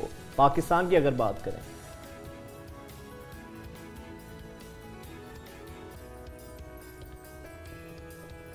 राहिद साहब, आवाज आ रही है आपको मेरी? जी अब आ रही है। जी, क्या कह रहे थे राहिद साहब? ये बताइएगा कि जिस तरह अभी हुकूमत बड़ा इनिशिएटिव ले भी रही है और आईटी के हवाले से एक आईटी यूनिवर्सिटी के क़याम की बातें भी हो रही हैं, तो पाकिस्तान में हमें इस टेक्नोलॉजी से, इस एआई से इंट्रोड्यूस होने में कितना टाइम लगेगा, और ये एआई है हमारी इकोनॉमी में कितना बड़ा कंट्रीब्यूट कर सकती है अगर इस पर काम किया जाए? देखिए, ये मैं बहुत से बिजनेसेस को फ्री ऑफ कॉस्ट कंसल्टेंसी दे रहा हूँ, उनको सिखा रहा हूँ कि एआई वो अपने कैसे लेके आए। मैं अपना लास्ट 6 मंथ्स का तजुर्बा आपसे शेयर करता हूँ। जो बिजनेस, चाहे रेस्टोरेंट हो, चाहे धोबी की दुकान हो, चाहे दूध की दुकान हो, या चाहे मल्टीनेशनल हो, जैसे ही एआई को अपने स्ट्रक्चर में इन्वॉल्व करती है, सेल्स में, मार्केटिंग में, प्रोडक्शन में, तो 1 महीने में उनका प्रोडक्टिविटी, प्रॉफिट 30% बढ़ जाती है। 30%। ये मैंने खुद एक्सपेरिमेंट करके देखा है। वाह! तो सर, आप समझते हैं पाकिस्तान में एआई के हवाले से जो कोशिशें हो रही हैं गवर्नमेंट लेवल पर या इंडिविजुअल लेवल पर, जिस तरह आप माशाल्लाह कंट्रीब्यूट कर रहे हैं, ये इनफ है या मजीद इस पर हमें काम करने की ज़रूरत है? हमारे यहाँ एजुकेशन सिस्टम तो एकेडेमिया की बेस पर कायम है ना सारा, स्किल्ड चीज़, प्रैक्टिकल तो हमें यहाँ एजुकेशन में, हमारे बड़े बड़े इंस्टीट्यूट्स में देखने को नहीं मिलता। देखिए, अगर हम चाहते हैं ना कि इस वक्त जो हमारे मुल्क के हालात हैं हम इसमें से निकलें, तो यकीन जानिए ये जो एआई है ना, ये आसमान से कोई अल्लाह ताला ने हमें तोहफा दिया है। हमारे पास 12 करोड़ नौजवान हैं जो 30 ईयर्स से कम हैं, जो कि बेस्ट एज होती है एआई सीखने के लिए। हमें इस वक्त जंगी बुनियादों पे सब कुछ भूल जाएं। ये जो हमारी रेगुलर एजुकेशन है ना, अब इसका कोई फ्यूचर नहीं है, कॉलेज एजुकेशन का कोई फ्यूचर नहीं है। हमें अब सबको चाहिए कि हम अपने नौजवानों को और खुद भी एआई पे ट्रेन होके इसका भरपूर फायदा, अपनी प्रोडक्टिविटी बढ़ाएं, अपनी एक्सपोर्ट्स बढ़ाएं, अपनी प्रोडक्शन बढ़ाएं। डॉक्टर साहब, आप ये भी तो देखिए कि हमारे पास क्या फिर इतने आईटी एक्सपर्ट मौजूद हैं जो कि इतने लोगों को ट्रेन कर सकेंगे? ये एक्सीलेंट क्वेश्चन है, और इसका जवाब ये है कि एआई के लिए आपको सिर्फ एक चीज चाहिए, और वो है यूट्यूब। आप यूट्यूब पे चले जाएं, आप 50 वीडियोस देख लें। मसलन आपकी एक वीडियो अगर 5-5, 10-10 मिनट की भी है, तो 2-3 घंटे आप तसल्ली से बैठ के जितनी चैट जीपीटी और प्रॉम्प्टिंग, असल वर्ड है प्रॉम्प्टिंग के ऊपर आप वीडियोस देखें, और उसके बाद आप इसकी प्रैक्टिस शुरू कर दें, और आप कहीं ना कहीं पहुंचना शुरू हो जाएंगे। ये हमारा जहन, पता है, इसको कंप्रीहेंड नहीं कर सकता। मैं 12-12, 14-14 घंटे रोज काम करता हूँ, और पिछले 10 महीने से कर रहा हूँ जब से ये ईजाद हुआ है। मेरा ख्याल है मैं खुद भी अभी तक इसका 1% फायदा उठा सका हूँ, और उसकी वजह से मेरी अपनी प्रोडक्टिविटी में अब तक 100 गुना इजाफा हुआ है। अच्छा सर, लेट्स सिंप्लीफाई। हमारे जो व्यूअर्स हमें देख रहे हैं और वो घर में बैठ के अर्निंग करना चाहते हैं एआई के थ्रू, उनको क्या करना चाहिए? इंटरनेट घर पे मौजूद है, सहूलियात सारी हैं, तो कैसे वो लर्निंग कर सकते हैं और इसको अर्निंग का बाइस बना सकते हैं? जी, सिंपल मैं आपको बता देता हूँ। आप YouTube पे जाएं और आप लिखें prompting, learn prompting, to prompting, PROMPTING. Like we have the prompter. जी बिल्कुल, prompting. Ji prompting. So you will start getting information in front of you. आपके सामने बहुत सी वीडियोस आ जाएंगी, आप वीडियोस देखना शुरू कर दें। उसके बाद आप नेट पे जाएं और नेट के ऊपर, इंटरनेट के ऊपर प्रॉम्प्टिंग एकेडमी बनी हुई है फ्री ऑफ कॉस्ट। वहाँ पे 50 आइडियाज दिए हुए हैं। इंटरनेट पे जाएं और लिखें how I can learn from and earn from AI, how I can learn and earn from AI। Urdu में लिख दें, मैं AI से कैसे सीख सकता हूँ, सीख सकती हूँ, और कैसे कमा सकता हूँ, कमा सकती हूँ। आपके सामने 400 आइडियाज उसी वक्त खुल जाएंगे। और उसी में से आपने किसी एक को लर्न करना है। उसके where there is a will there is a way.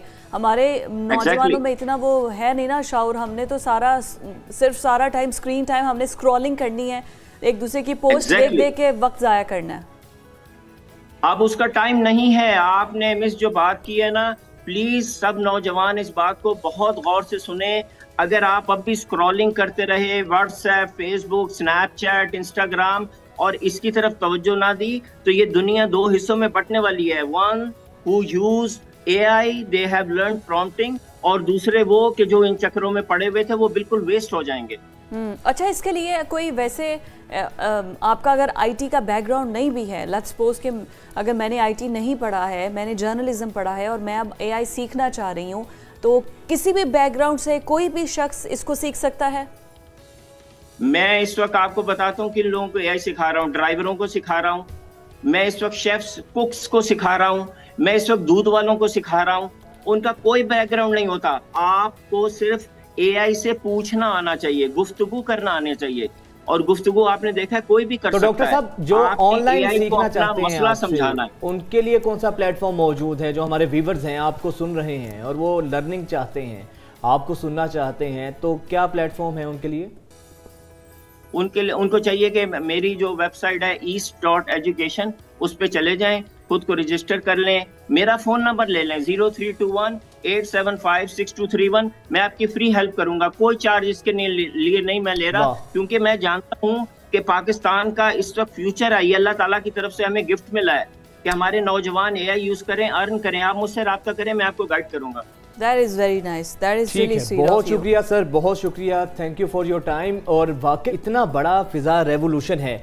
हमारे वो यंगस्टर्स या वो लोग जो 24 घंटे स्क्रीन पे बैठ कर टिकटॉक या स्टॉकिंग करते रहते हैं, उनके लिए ज़रूरी है कि अपने टाइम को, अपने स्क्रीन टाइम को ज़रा प्रोडक्टिव यूज़ के लिए इसको यूज़ करें।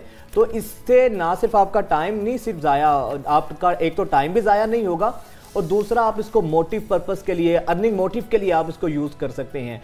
सिंपल है, किसी टीचर की ज़रूरत नहीं है।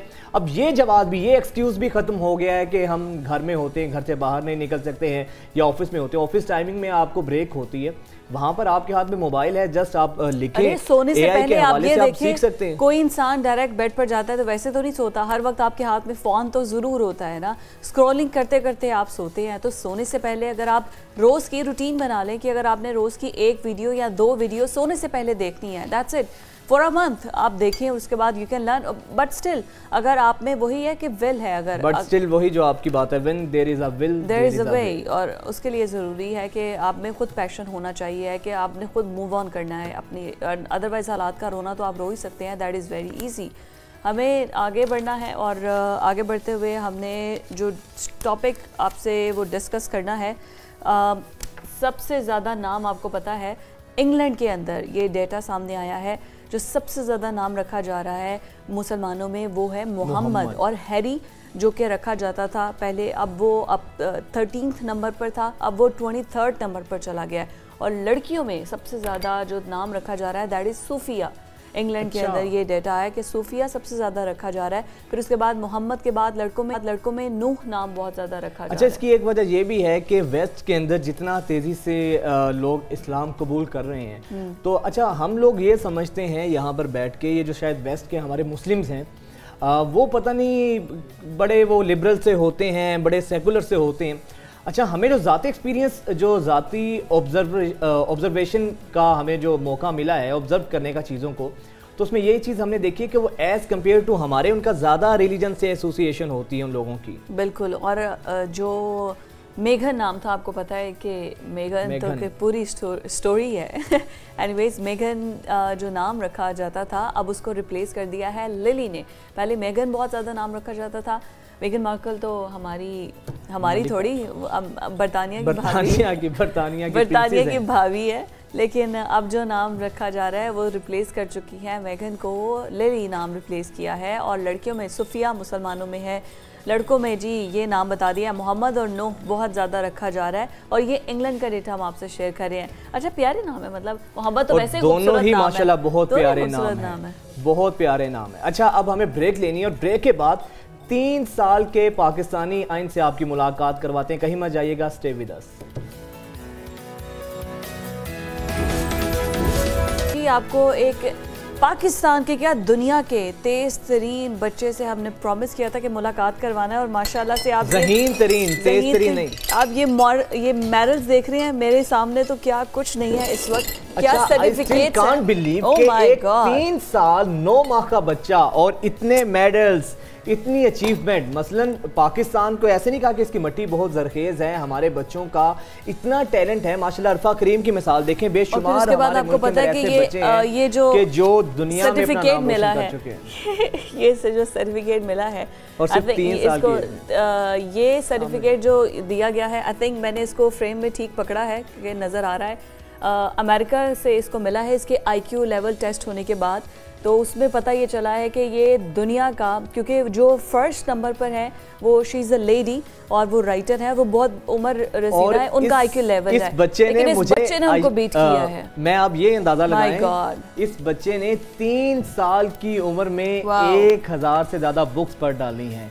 तो बगैर किसी तमहीद के इस नन्हे हीरो से आपकी मुलाकात करा रहे हैं। ये भी आपके पास है international anti corruption and human rights council, ये इंडिया की तरफ से जो इन्हें सर्टिफिकेट मिला है। फिर जो क्वेश्चंस पूछे गए हैं, क्या इतना क्यूट सा बेबी है, इतने छोटे बच्चे। बगैर तमीज़ के बच्चे की तरफ चलते हैं। मोहम्मद और उसकी मदर आज हमारे साथ मौजूद हैं। आप दोनों का बहुत शुक्रिया। Mohammed, how are you? भाई मोहम्मद, सबसे पहले तो ये क्रेडिट जो है ना, इससे ज्यादा मदर को जाता है ना, आपको ये क्रेडिट जाता है। मुझे तो याद है 3 साल की उम्र में हम क्या करते थे, बोलना नहीं सीखा था हमने सही बोलना मैंने तो चलना 2 साल की उम्र में सीखा था। 3 साल की उम्र में इस बच्चे ने इतनी अचीवमेंट्स ले ली हैं। तो कैसे आपने बच्चे को प्रिपेयर किया, किस तरह आप क्या खिलाती क्या रही है फूड में इसको, मुझे ये बताएं। अच्छा, इसमें ये है कि ये 4th नंबर पे है, सो इससे पहले इसके 3 भाई हैं। तो इसको हमने कभी इतना सीरियस नहीं लिया था, क्योंकि अगर 3 बेटों के बाद बेटी होती है ना, तो फिर आप थोड़ा सा सीरियस लेते हैं। तो क्योंकि हम एक्सपेक्ट कर रहे थे कि कोई बेटी होगी, लेकिन बेटा हुआ तो किसी ने भी इसको इतना सीरियस नहीं लिया था। लेकिन जब इसने शुरू से ही इसके माइलस्टोन बड़ी जल्दी हुए। इसने 5 मंथ्स में रिकग्निशन स्टार्ट कर दी। इसके आगे जब कार्ड रखे जाते थे तो ये उनमें से चूज़ कर लिया करता था। इसके मतलब दूसरे बच्चों से ज़्यादा इसकी मेमोराइजेशन और बिल्कुल परसेप्शन इसकी तेज़ है, इसलिए हमें इस पर ज़्यादा मेहनत नहीं करनी पड़ती। ओके, और कितनी देर में इसने बोलना कब सीखा? इसने 5 मंथ में 1 वर्ड 2 वर्ड पे आ गया था। उसके बाद बीच में इसको थोड़ा सा इसने ब्रेक लिया, क्योंकि बिकॉज ऑफ माई मदर वो हॉस्पिटलाइज थी, तो ये थोड़ा सा ट्रॉमेटाइज हुआ उनकी वजह से। उसके बाद फिर ये कि दोबारा से इसने अभी माशाल्लाह 22 माह में इसने पहली बुक रीड की थी। अच्छा, ये बताएं कि बुक का नेम क्या है जो बुक इसने रीड की? रोमियो जूलियट ये पढ़ता है, शेक्सपियर पढ़ता है। पाकिस्तान के जो बड़े स्कूल है उनके ग्रेड 4 ग्रेड 3 की बुक्स ये पढ़ लेता है। और अभी ये मोहम्मद स्कूल में जाता नहीं है। अमेजिंग। इतनी सी एज में ये मेडल्स, ये माशाल्लाह इतने मेडल्स हैं कि इनको उठाना मुश्किल है। सिर्फ 3 साल 9 माह की उम्र के अंदर इस बच्चे ने इतनी अचीवमेंट की है। यकीनन इसका क्रेडिट तो आपको जाता भी है। अच्छा, ये मोहम्मद ने जो कंपटीशन विन किया, Mohammed can you talk to me for a second? Yes, look at me Mohammed, can you explain how you achieve all this? I mean, how you memorize that? I mean, absolutely, it's a very tough question, but I'm sure such a little age, how you achieve all of these? How do you feel happy? All these things? Yeah. You feel very happy? How do you memorize all these? Who helped you out with this? No one. No one. Can you read something for me? Anything you wanna say? Okay. You wanna sing anything? You wanna? Do you wanna read Romeo and Juliet? Mohammed, tell us about Shakespeare. Okay, so start from here. It was a warm summer afternoon in the petty town of Verona. People were busy shopping and chatting in the sun when suddenly... My God. Wow. Two gangs of young men tore across the market square, fighting, kicking, and rolling in the dust. The town people ran for cover. The gangs belonged बच्चे की माशाल्लाह of जहानत देख के Verona's richest family, the Caplets and the Montagues. The family were sworn enemies and they were always fighting. अब जैसे randomly मैंने इसका जैसे ये होता है कुछ लोगों को ये लगता है कि शायद इसको रैंडमली अगर हम इसका चैप्टर 3 भी ओपन करते हैं, मतलब कुछ लोग को होता है शायद 1 पेज 2 पेज जिसने वो किया है। Mohammed from here start. The next morning Romeo went to visit Friar Lawrence. The friar was a wise monk who made medicines and helped people with their problems. Help people with their problems. How cute. So cute. Here, from from here. Being banished meant Romeo would have to leave Verona and never come back. It was better than being put to death, but not much. Gossip spread fast in Verona and the nurse. And he knows all the anatomy और bones वगैरह। I'm just seeing the question here. Chinese counting भी आती है इसको। Oh my God. Mama, Chinese counting. Chinese counting? Oh, sorry. Okay, Chinese counting maybe. Santa Buchipa, yes. And Spanish? Spanish? Uno, dos, tres, cuatro, cinco, seis. I think he is feeling shy. Shy, yes. I mean, he's just 3 years old. Come on. I mean, अच्छा ये कुछ countries के flags हैं ना? जी जी बिल्कुल। तो इसको सारे फ्लैग्स का पता है? जी बिल्कुल सारे फ्लैग्स का पता है। Oh wow. Mohammed, tell us about the flags of this country. Sicily. Sicily. Wow. And this one? Spain. आपको पता? आपको पता है? ये बताइए जरा, आपको पता है? मैं तो पहले से हार मान चुका हूँ। Slovenia. And this one? Morocco. Wow. And this one? Senegal. Wow. I mean, amazing. And he knows also periodic table or bones. Oh my God, each and everything. Periodic table. Do you memorize the periodic table? Yes. I memorized when I was in ninth standard. In chemistry, there was a periodic table, and I have to memorize that. I mean, wow. So Muhammad, look at me. So tell me, do you like Romeo or Juliet? Yes. No, I mean, which character do you like more, Romeo or Juliet? Juliet. Wow. And which line do you like the most? Heaven is here where Juliet lives. Heaven is here where Juliet lives. Mohammed, tell us what you want to become when you will grow old in future. Do you know? What do you want? Doctor, pilot, scientist. Wow, ऐसे नहीं इस बच्चे ने Stephen Hawking और और उसके अलावा Einstein को जहानत में मात दी है।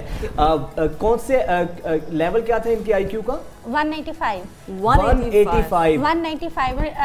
जो एल्बर्ट आइंस्टाइन का एक्सपेक्ट किया जाता है क्योंकि उनका कभी हुआ नहीं था, लेकिन वो 160-162 कहा जाता है। और इस एज में माशाल्लाह बच्चे नहीं समझ। अच्छा, कितना टाइम आप देती हैं या ये खुद से ही हॉबीज इसकी ये खुद से ही सारा टाइम लेता है? आप इसको किस तरीके से पढ़ाती हैं, दिखाती हैं? हम इसको बल्कि फिजिकल एक्टिविटीज में ज़्यादा करते हैं। अभी ये पाकिस्तान का यमर भी बना है फ्री स्टाइल स्विमिंग, इसने 30 मीटर की और इंडिया के बच्चे का रिकॉर्ड ब्रेक किया। वाओ। तो स्विमिंग में फ्री स्टाइल स्विमिंग करता है प्रॉपर, और उसमें जो स्ट्रोक मुझे ये समझ नहीं आ रही, सारे काम तो इसने इस एज में कर लिए हैं, आगे क्या करेगा? अभी हम इसको बहुत बिजी रखते हैं क्योंकि जो यूनिवर्सिटी जिनके साथ ये एफिलिएटेड हैं अमेरिका में, उनका कहना है कि जितनी जल्दी अब्जॉर्ब कर रहे हैं ऐसा ना हो कि आने वाले टाइम में ये बोर्डम का शिकार हूँ। और आपने ये जहन में रख के इसको फिजिकली एक्टिव रखना है कि जब आप 45 साल बाद इसके साथ नहीं होंगे तो तब ये बच्चा किन मिजरीज को फेस करेगा, क्योंकि ये एक बहुत बड़ा चैलेंज है। ऐसे बच्चों के लिए सोसाइटी इनको एक्सेप्ट नहीं करती, इनका अपने एज के बच्चों के साथ ये नहीं खेल सकते। बड़े बच्चे इनको वो एक्सेप्ट नहीं करते, उनको लगता है कि इतना छोटा बच्चा है, शायद वो इसको इंसल्टिंग वे में लेते हैं, बुलिंग में लेते हैं, इसीलिए मुझे लगता है कि इतना हाई आईक्यू होना एक बहुत बड़ा चैलेंज है। अच्छा, भाइयों के साथ कैसे ये जेलिन होता है या अपनी एक्टिविटीज में ज्यादा इंडल्ज रहता है? भाइयों के साथ बहुत ज्यादा, क्योंकि इससे जो बड़ा भाई है तो वो आपस में ये दोनों खेलते हैं और क्योंकि वो वायलिनिस्ट है, सो ये आपस में इन दोनों का बहुत केमिस्ट्री मैच होती है। बड़े भाई से जो अभी मेरे साथ भी मेरा बेटा आया, तो ये आपस में तीनों बहुत अच्छे। ये नन्हे स्विमर को भी देखें कि माशाल्लाह इस एज में किस तरह ये स्विमिंग कर रहा है। ये I mean at the age of 3 और ये 3 साल और 9 महीने का है मोहम्मद और इंडिया के स्विमर को बीट किया है मोहम्मद। अच्छा ये आप and look at Mohammed Mohammed, I mean oh my God, I mean अच्छा ये चीज बहुत अच्छी है फिजा, ये चीज ये इस लिहाज से अच्छी है कि आप सिर्फ इंडोर एक्टिविटीज में ये नहीं है, आउटडोर एक्टिविटीज लाइक स्विमिंग में भी आपने इसको बड़ा बैलेंस करके रखा हुआ है। बिल्कुल, इसको हम ऐसे हम टिपिकल माँ बाप वाले सवालों पे आ जाते हैं। यू लव मामा मोर और पापा? मामा के साथ उसकी, और अब किस भाई के साथ इसका बहुत इसको ये लगता है क्योंकि इसका एक स्केड्यूल है सोने का भी, ये किसी के साथ सो नहीं सकता, तो एक डार्क रूम है इसके लिए, क्योंकि इसका दिमाग इतना चलता है कि हमें हल्का सा वो रेन वाला म्यूजिक और बिल्कुल मतलब पिन ड्रॉप साइलेंस होती है तो ये सो सकता है 4-5 घंटों के लिए। अदरवाइज अगर थोड़ा सा भी शोर है तो ये नहीं सो सकता। तो हम अलहदा से रहते हैं, तो इसको लगता है जो पापा और दूसरे भाई है ना, ये हमारे नेबर्स हैं क्योंकि वो दूसरे रूम में रहते हैं। अच्छा हॉबीज क्या है इसकी, क्या ये ज्यादा पसंद करते हैं? Swimming, running, gymnastic, football, so mostly ये इनमें बिजी रहते हैं। What's your hobby? Don't tell this. अच्छा, don't tell them. It's They're why? saying that wow, you're doing so good. Why you feel so shy? We are just like your friends. Mohammed, look at us, talk to us. Don't you like us? You don't like us? Yes. Say yes. Come on. The way he's We are gazing so us, maybe his friendly. answer could be We no. are so friendly. Come on, you don't like us? Do you like that? Yes. Quite shy. अब देखो शुक्र है live इज्जत रख रही मोहम्मद। नहीं, मैं ये देख रही हूँ कि अभी जो भी है बच्चे के अंदर शाइनेस, आप इतने रोल में सब कुछ स्टिल कुछ बेबी फैक्टर तो आप में रह ही जाता है ना। अच्छा, स्केलेटन जो आपने हाथ में पकड़ा हुआ है इसका क्या किस्सा है, जरा इसके बारे में बताइए। बोन्स सारी आती हैं, सारी बोन्स याद है। Mohammed start from here. Mohammed, what is this? Skull, cranium, zygomatic, And this is? mandible, This maxilla, is? Good job. This is? rib cage, This is? sternum, This is? humerus, And what about funny that? bone, And it's also called funny bone. Oh, Okay, Funny bone. so what about this one? funny You bone, don't know about? I know. Okay, what about this one? ulna, And radius, radius. Good. And this is? Wow. phalanges, carpus, metacarpus, Okay, so what about this one? This small bone. This is called? patella, Patella. Okay, and what about this one? These are? what scapula. Scapula. What is this? This is, I told you this about. Okay, this is. I forgot. I forgot about this one because this is so difficult. तो मुझे भी इसका नाम याद करने में वो हो रहा था, तो कल इसने मेरे से पूछा ये बोन हमने छोड़ी, तो उसने कहा मामा ये बोन हमने नहीं अभी तक की। अभी तक so, याद अभी ये memorize वाली नहीं की। बोन का बताएं। एंड ये वाली कौन सी है? अच्छा मोहम्मद, I mean उससे हम डिस्कस अच्छा, मोहम्मद से सिंपल गेम्स पे आ जाते हैं। Mohammed, what's your favorite game? Do you have friends? Yeah. Huh? Who is your friend? Best friend? Me. Name anyone. Name anyone. Name your best friends. Noor. Noor is your best friend and Noor is your. अब school जाता है अभी ये? नहीं ये class fellow है, इसकी cousin है, कौन है? ये ग्रेड 1 में है लेकिन ऑनलाइन स्कूलिंग। अच्छा, ऑनलाइन स्कूलिंग है। Okay. So Noor is your best friend. And which game do you like the most? Mohammed, tell us. GTA 5. I like GTA 5. Right. I mean, he is so shy and he is so cute. And all the medals. He is slightly introvert. क्योंकि जिनके दिमाग ज़्यादा चलता है उनकी ज़रा introvert होते हैं। तो ये जो इतने मेडल जिसने ये किए हैं, अगर आप हमें बताएं ये अचीवमेंट सारे अचीवर। ये कनाडा से इसने मेमोरी चैंपियनशिप खेली जिसमें इसने 3 गोल्ड मेडल विन किए। उसके अलावा ये इंडिया के बच्चों के इसने 22 के रिकॉर्ड ब्रेक किए, जिसकी वजह से इसको ऑनररी डॉक्टरेट इंडिया की तरफ से मिला। क्योंकि उनका एक बच्चा एक रिकॉर्ड बनाता था, जैसे एक ने फ्लैग्स का बनाया, एक ने पीरियोडिक टेबल का, एक ने लोगोस का, इस तरह से करके, और इसने उनके 22 बच्चों का रिकॉर्ड ब्रेक। अच्छा, सोशल मीडिया वगैरह भी यूज करता है ये? नहीं, मोबाइल टाइम है इसका, लेकिन पूरा दिन में 15 मिनट्स के स्लॉट के साथ 1 आवर है। तो सोशल मीडिया पे अभी इसका मतलब हम लोगों ने इसलिए नहीं किया क्योंकि इसके गोल्स आप सेट जब करते हैं तो जब आप सोशल मीडिया की तरफ ज़्यादा इसको करेंगे वैसे तो असल क्रेडिट तो पेरेंट्स को जाता है, आपको जाता है। the way you are handling him, I mean absolutely amazing। और माँ है ना तो आपको देखते हैं, वाह वाह, जितना एफर्ट आप इसके साथ मोहम्मद के साथ कर रही हैं, मैनेज कर रही हैं, आई मीन ऑब्वियसली आप ये देखें ना कि बच्चों को मैनेज करना कितना। अच्छा, ये आज के पेरेंट्स के लिए भी बहुत मिसाल है कि हमारे पेरेंट्स जो हैं आजकल के गैजेट्स में इन्वॉल्व रहते हैं, फिर बच्चे भी।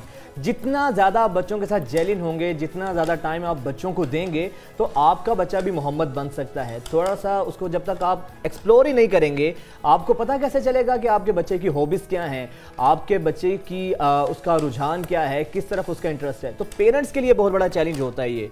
और ये मिसाल है कि अगर माँ बाप थोड़ी सी तवज्जो दें तो मोहम्मद जैसे बच्चे बेशुमार, ऐसा टैलेंट मौजूद है हमारी सोसाइटी में। बिल्कुल है, इससे वो यही बात है ना कि आपको तवज्जो देने की जरूरत है। Thank you so much for your time and thank you so much, Mohammed. It was lovely meeting you. I hope so. Mohammed, he's so engaged. Would you like to meet us again? Yeah. Oh, thank you. Inshallah, soon we will meet you. Yes, again we'll see you again. नाज़रीन, हमें जाना है break की तरफ। Stay with us. Break के बाद वापस आते हैं। और न्यूज़ मॉर्निंग में आपको एक बार फिर से वेलकम बैक कहते हैं। और अभी जिस इशू पर हम बात करने जा रहे हैं वो बात ये है कि नवाज शरीफ की वापसी के हवाले से 21 अक्टूबर को उन्होंने वापस आना है और पार्टी की जानिब से तैयारियां की जा रही हैं। राना सनाउल्लाह का बयान भी सामने आ रहा है। अब बयानिया ये बनाया जा रहा है जो कि जावेद लतीफ़ जो कि मुस्लिम लीग नून के बड़े अहम रहनुमा हैं, वो ये बयानियाँ बनाते हुए नज़र आ रहे हैं कि जनरल फैज़ और जो साबिक आर्मी चीफ जो हैं जनरल बाजवा, इनके ख़िलाफ़ जो है वो जो इनकी इंक्वायरी होनी चाहिए है, इन्वेस्टिगेशन होनी चाहिए। और उसके साथ साथ जो 9 मई के जो वाक़यात में जो भी मुलविस और जो सहूलतकार हैं वो भी सामने आने चाहिए हैं और उनके ख़िलाफ़ भी इंक्वायरी होनी चाहिए। क्या कहते हैं ज़रा वो सुनिए। और पार्टी के अंदर 90% लोग जो हैं वो समझते हैं और कौम भी समझती है कि जितने कसूरवार जनरल फैज़ हैं उतने ही कसूरवार जनरल बाजवा हैं। सीनियर सहाफ़ी यशफीन जमाल साहिबा हमारे साथ मौजूद हैं। बहुत शुक्रिया Yashfeen, welcome to news morning. Yashfeen, आपको क्या लगता है नवाज शरीफ साहब क्या माजी से सीखे नहीं हैं? अब तो ये लग रहा था कि अब के जो नवाज शरीफ वतन वापस आएंगे बदले हुए नवाज शरीफ होंगे, लेकिन जो बयानात सामने आ रहे हैं तो लगता ऐसे है कि मियाँ साहब शायद माजी से सबक नहीं सीख सके हैं, वही जिद और वही मियाँ साहब हैं जो माजी के थे। जी बहुत शुक्रिया आपका। पता नहीं आप बदलने से क्या मुराद है आपकी, आप क्या चाहते हैं कि वो क्या बदलने? जो बयानात की हद तक बात है, मेरा ख्याल है नवाज शरीफ साहब की तो एक हिस्ट्री रही है इस चीज को लेकर कि वो हमेशा एट ऑड्स आते हैं विद द मिलिट्री एस्टैब्लिशमेंट। उनके जो बयानात हैं उनके बयानात से इख्तिलाफ शायद नहीं है। अगर वो समझते हैं कि कुछ हुआ है उनके साथ और उसके अंदर किसी का किरदार था, चाहे वो कोई रिटायर्ड फौजी है या कोई सियासतदान है, और वो समझते हैं कि उनको वो नैरेटिव अपने कारकुनान के आगे, अपने लोगों के आगे रखने की जरूरत है, he is more than welcome, वो जरूर करें। बट सवाल यहाँ पर ये नहीं है। सवाल यहाँ पर ये है कि अगर ये नैरेटिव सिर्फ मीडिया ऑप्टिक्स के लिए किया जा रहा है, आने वाले इंतखाबात में क्योंकि पिछले 16 माह में दिखाने की कारकर्दगी कोई नहीं है, तो उसको उनको क्लियर अप करने के लिए किया जा रहा है कि बयानिया जो अब बनाना है, पहले वोट को इज्जत दो का था, मुझे क्यों निकाला, फिर अब वो अपनी जो परफॉर्मेंस है वो कंपेयर पीडीएम की गवर्नमेंट से नहीं करते, वो 2013 से 18 के टेन्योर से करते हैं जो कि मकबूल नहीं हो सकता। तो अब नया बयानिया आपको लग रहा है कि यही एहतसाब का चलेगा नून लीग की तरफ से? देखिए ना, मैं यही तो कह रही हूँ कि सवालात बहुत सारे हैं ना। 16 महीने उनके भाई की वो वाली हुकूमत थी जो कि वो खुद मल्टीपल जगहों पे जहाँ पर वो इतराफ कर चुके हैं इस बात का कि हम बड़े मियाँ साहब से पूछे बगैर तो हिलते भी नहीं है। तो फिर एक ऐसी हुकूमत जो कि उनकी मुशावरत से चल रही थी, उस हुकूमत के अंदर मियाँ साहब ने एहतसाब के अमल का आगाज क्यों नहीं किया?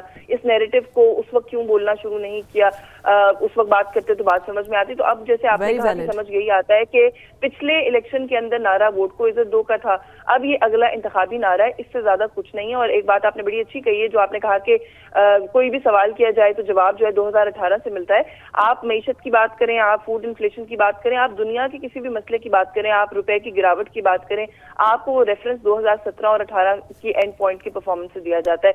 तो क्या एक सवाल ये भी है जो कि आप लोग भी पूछिए नून लीग वालों से, हम भी कोशिश करते हैं कि क्या 2000 जो पिछले 16 महीने का टेन्योर है शहबाज शरीफ साहब का, जो कि सदर हैं पीएमएलएन के, क्या पाकिस्तान मुस्लिम लीग नवाज उसको ऑफिशियली डिसोन कर रही है? क्योंकि हमें तो ऐसा ही लगता है कि वो बात ही नहीं करना चाहते उस बारे में। उन्होंने तो डिसोन कर दिया पूरा जो वो है टेन्योर है मियाँ साहब का, छोटे मियाँ साहब का।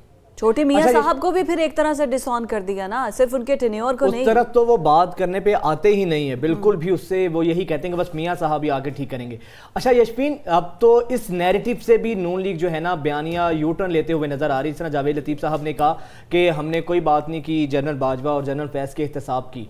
अब पॉलिटिकल नैरेटिव क्या होगा? मियाँ साहब वापस आ जाते हैं और आ भी रहे हैं, जो हालात बता रहे हैं, आपको लगता है कि हालात इतने साजगार हैं कि सिर्फ नवाज शरीफ साहब की एंट्री होगी तो वर्कर्स जो पाकिस्तानी अवाम हैं वो तमाम चीज़ें, पीडीएम का 16 माह का जो टेन्योर है वो सब भूल जाएंगे, यही काफ़ी है कि मियाँ साहब अपने मुल्क में वापस आ रहे हैं, फेस सेविंग के लिए काफ़ी होंगी ये चीज़ें?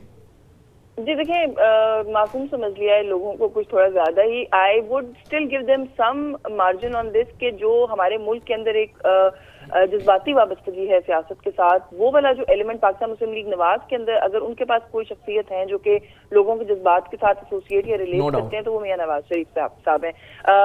PPMLN के लिए मियाँ नवाज शरीफ साहब की एब्सेंस के अंदर कैंपेन चलाना इम्पॉसिबल होगा। मियाँ साहब को अगर आने के बाद जेल का सामना करना पड़ता है तब भी खासा मुश्किल हो जाएगा।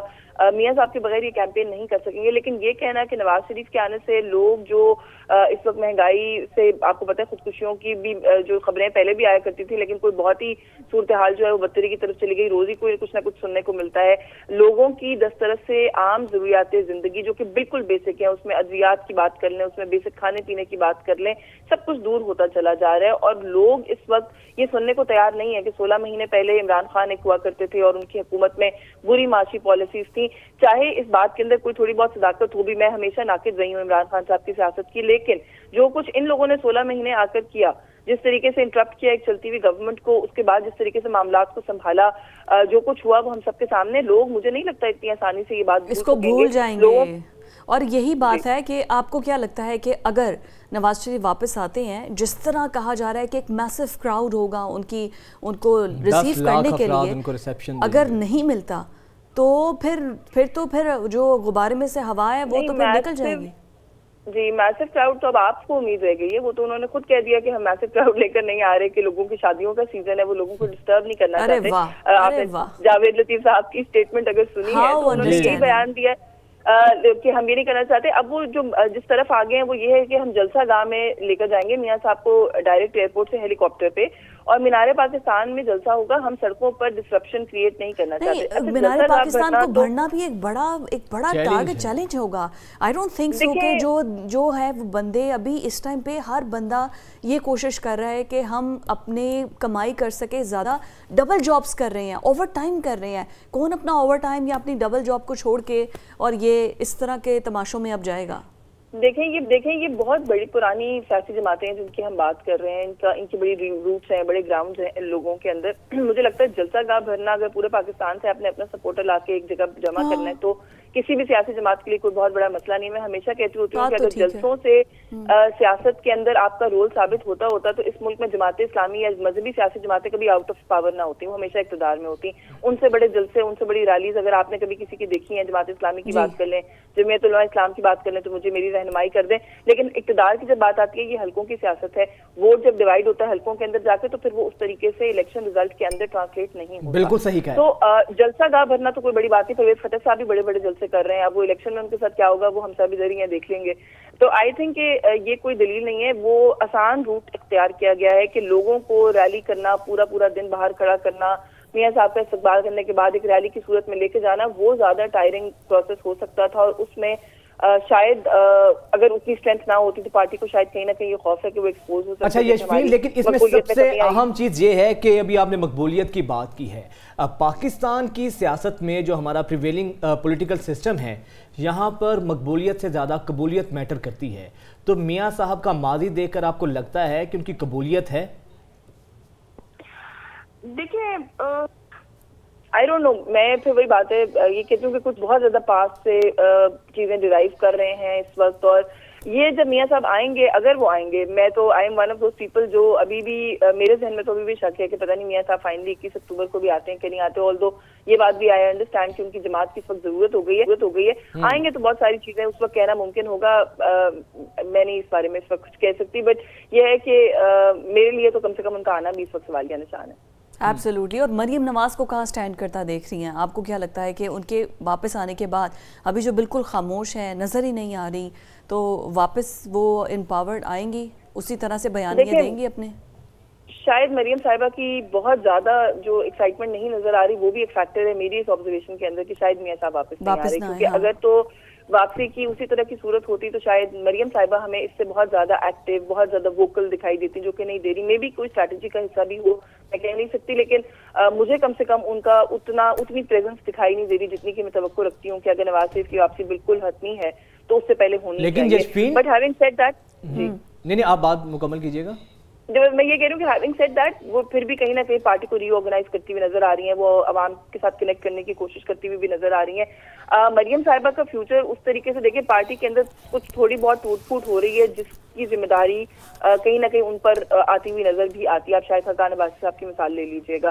तो अब मुझे नहीं पता कि वो कितना पार्टी को इकट्ठा रखने का रोल अदा कर सकेंगी, लेकिन ये बात फिर भी तय है कि जब अवाम से कनेक्ट करने की बारी आती है तो मियां साहब के बाद अगर पार्टी में कोई है फिगर जिससे लोग कनेक्ट करें तो वो फिर मरियम साहिबा ही है। बिल्कुल ठीक कहा। बहुत शुक्रिया यशवीन, बहुत शुक्रिया आपके वक्त।